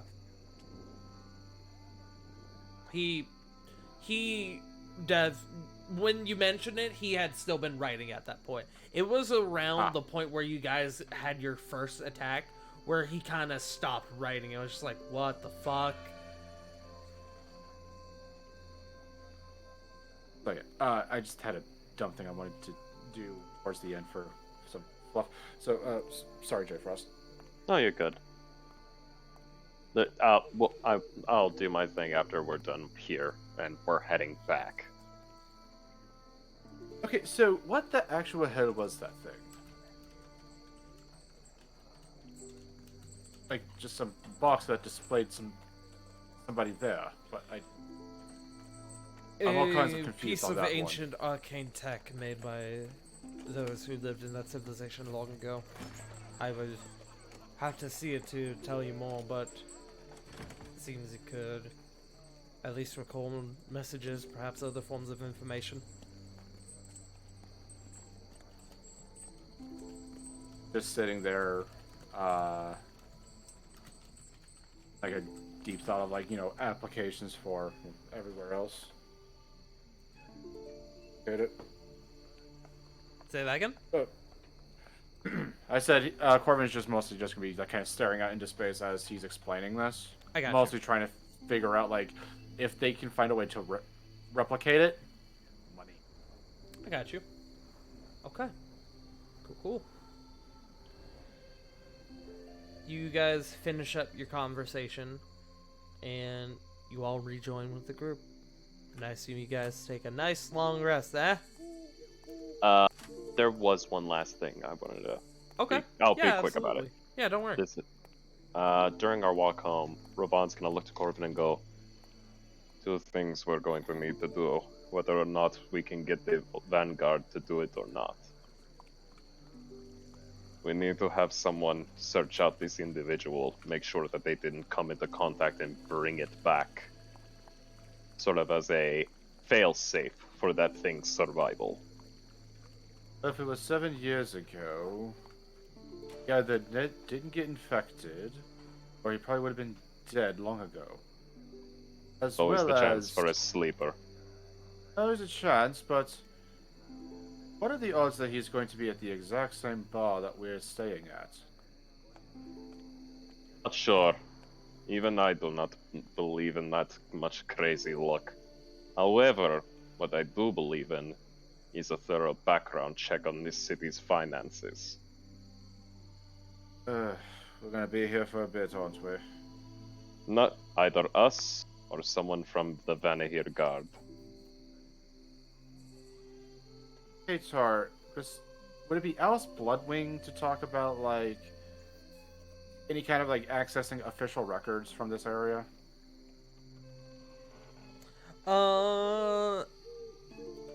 Alice is not from this area, so you're unsure. Okay. Frankly, you're not sure for this area who the best person to talk to would be. Yeah, that's what I figured. Comes We're to gonna have worst. to... Oh. We're saying? Oh, worst comes to worst, we just inquire with the local municipality building and just from there go to the top. Yeah. Gotta keep that bow under friggin' lock. We're gonna be here fucking out. Yeah, but just going back to the hotel for a slap. Okay. You guys rejoin your party, and you all get a bath, a hot meal, and a nice long rest. And that is where we're gonna end tonight. Nice. I think our players need a long rest as well. Mm-hmm. Yeah. Yes. I can hear you all beginning to fade. I'm sorry. Don't apologize, you're good. I'm fine. Yeah, good. I just Like, let y'all take charge with talking. What? Listen, it's not that we aren't excited to continue on. It's that, oh boy, that was a lot to digest and go through. Mhm. Oh, absolutely. But thank you all so much for joining us tonight. Let's start. I'm gonna roll a d6 to see who starts. How's that sound? Yeah. Sounds good. Sounds cool. We're gonna start with J Frost. Howdy. That's great. Hi, I'm Jay Agreed. Frost. You can find me at twitch.tv/jfrost747, as well as on Twitter at jfrost747. Where tomorrow, well, I'm going to save that little announcement through our wonderful GM here, Monsieur CJ. But Oh, I thought you probably- meant me. Okay, that's fine. You're not a Yeah. wonderful DM. Ah! Okay, Wow. no, yo, hush. Okay, yeah. Wow. Wow. Jeez. I cry. That's it. I'm slapping you both with a Bible. I cry. I will break No, I you. lied. Anyways, but you can also probably find me this Wednesday doing a little bit of streaming with some hodgepodge gaming, and Friday where I'm facing off against a certain Pharaoh in Blood Bowl. Undefeated still. Keeping that streak going. Okay. And yeah. Pass it to someone. Sarah.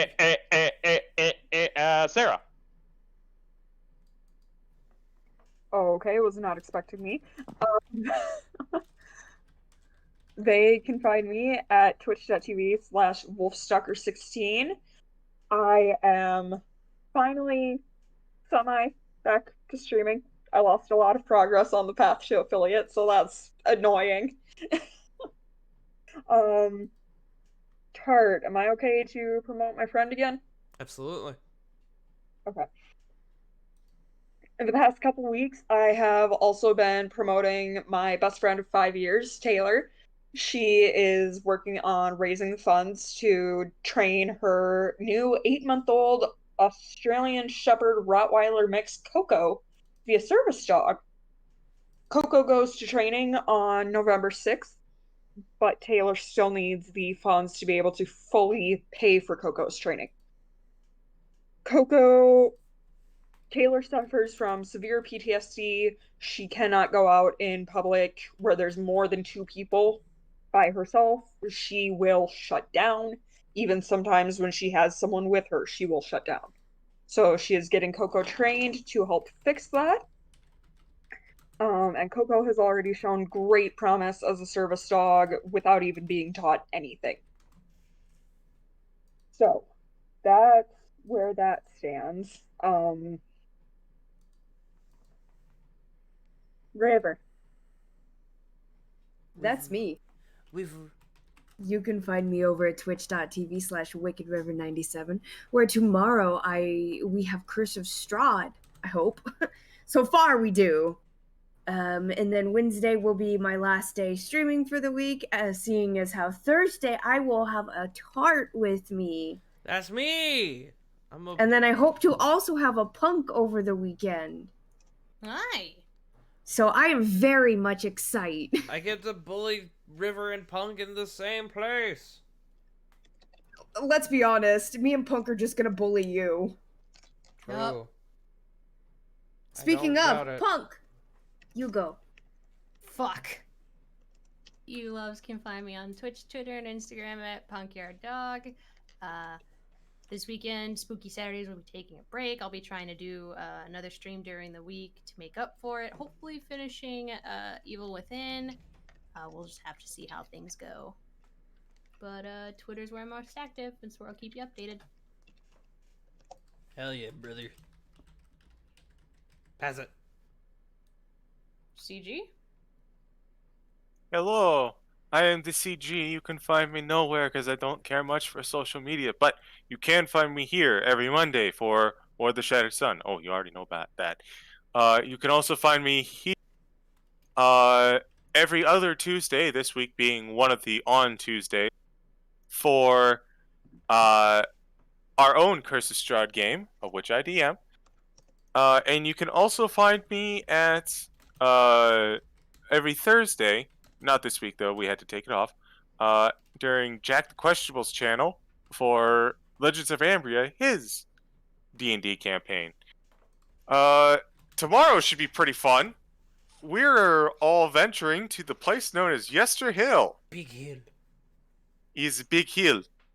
And there's a lot of druidic shenanigans going on over there, even more than was today with our 3 druids. And yeah, I'm sure nothing untoward is happening there. Certainly nothing at all. But yeah, that's me. Who didn't go? Or am I last? You miss. We haven't done Joe yet. Yes, Joe. Thank you. Pass it to Joe.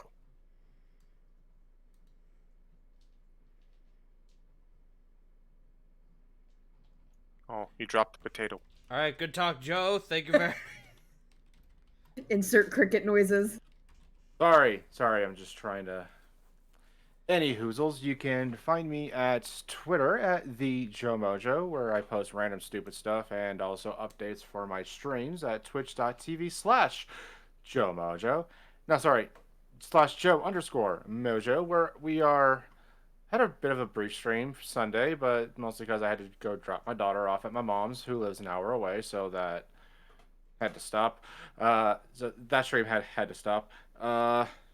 And good news is I'm going to be expecting my wife back on Thursday. Hooray! Yay. Bad news. Well, let's not focus on the bad news. I'm still going to be trying to go through the Mario Rabbit levels, hopefully soon, because there's a game that there's a franchise that I want to revisit that I haven't touched in like 3 years. I really want to play it again. It's one of my favorites. And hopefully, if I can afford it, we got Brilliant Diamond coming out on the 19th. So I'm hoping to. I kind of want to do a 12-hour stream of that. Lord willing, because I am currently lacking the funds, you see. And that's about it. Shit, there's a potato here. Aggie! Please I'm gonna continue. toss it to the person who just is excluding slurs right now. Catch! Here! Is that me? Ah, Jesus! I think that's me. Now it's mashed. Oh, now it's a mashed potato. Haha! If it mashed, Tarso. if a hot potato that turned to mashed potato on contact with your skin would be horribly painful. Oh, absolutely. Extremely. Before I do anything, I got a really quick thing. Aggie for the Fire Tier 1 sub stud. Husband Joe Idolak. Punk your dog. Wow, Punk didn't sub of her own accord? How dare her? J Frost 717 and Wolfstalker 16. Thank you very much. That is incredibly kind of you. I love that 3 of those are are part of the campaign. I know. One of and I'm them is my pretending not to be husband. mad about it. One of them is my husband, and then the other one is one of my community members. I agree. We need more Joes here. Just to make it more confusing. But you can find me at twitch.tv. You can find me here at twitch.tv/FartingTart. Where again tomorrow we're going to be doing the Curse of Stromboli, where we're going to fight druids and probably more stick people, and we're going to climb a hill, and They don't actually know what they're doing, and that's okay and part of the fun. nothing's We're gonna be just go have a dangerous. picnic. Nothing's gonna be dangerous. Smile. But then on Wednesday we are going to be doing as it is going to be my last stream of the week, as I am going out of town, as River mentioned before. On Wednesday we're going to be doing a fun little tier list stream. I've compiled a bunch of tier lists that we're gonna do on stream, and I am allowing not audience participation, but I am taking suggestions from people on Twitter and in my Discord as to what other lists I should do. But that's going to be fun. But as I am going out of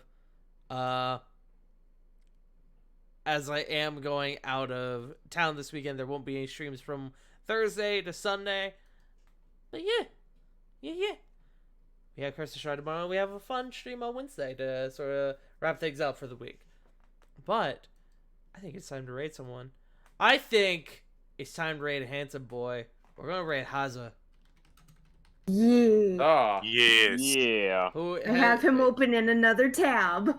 Who is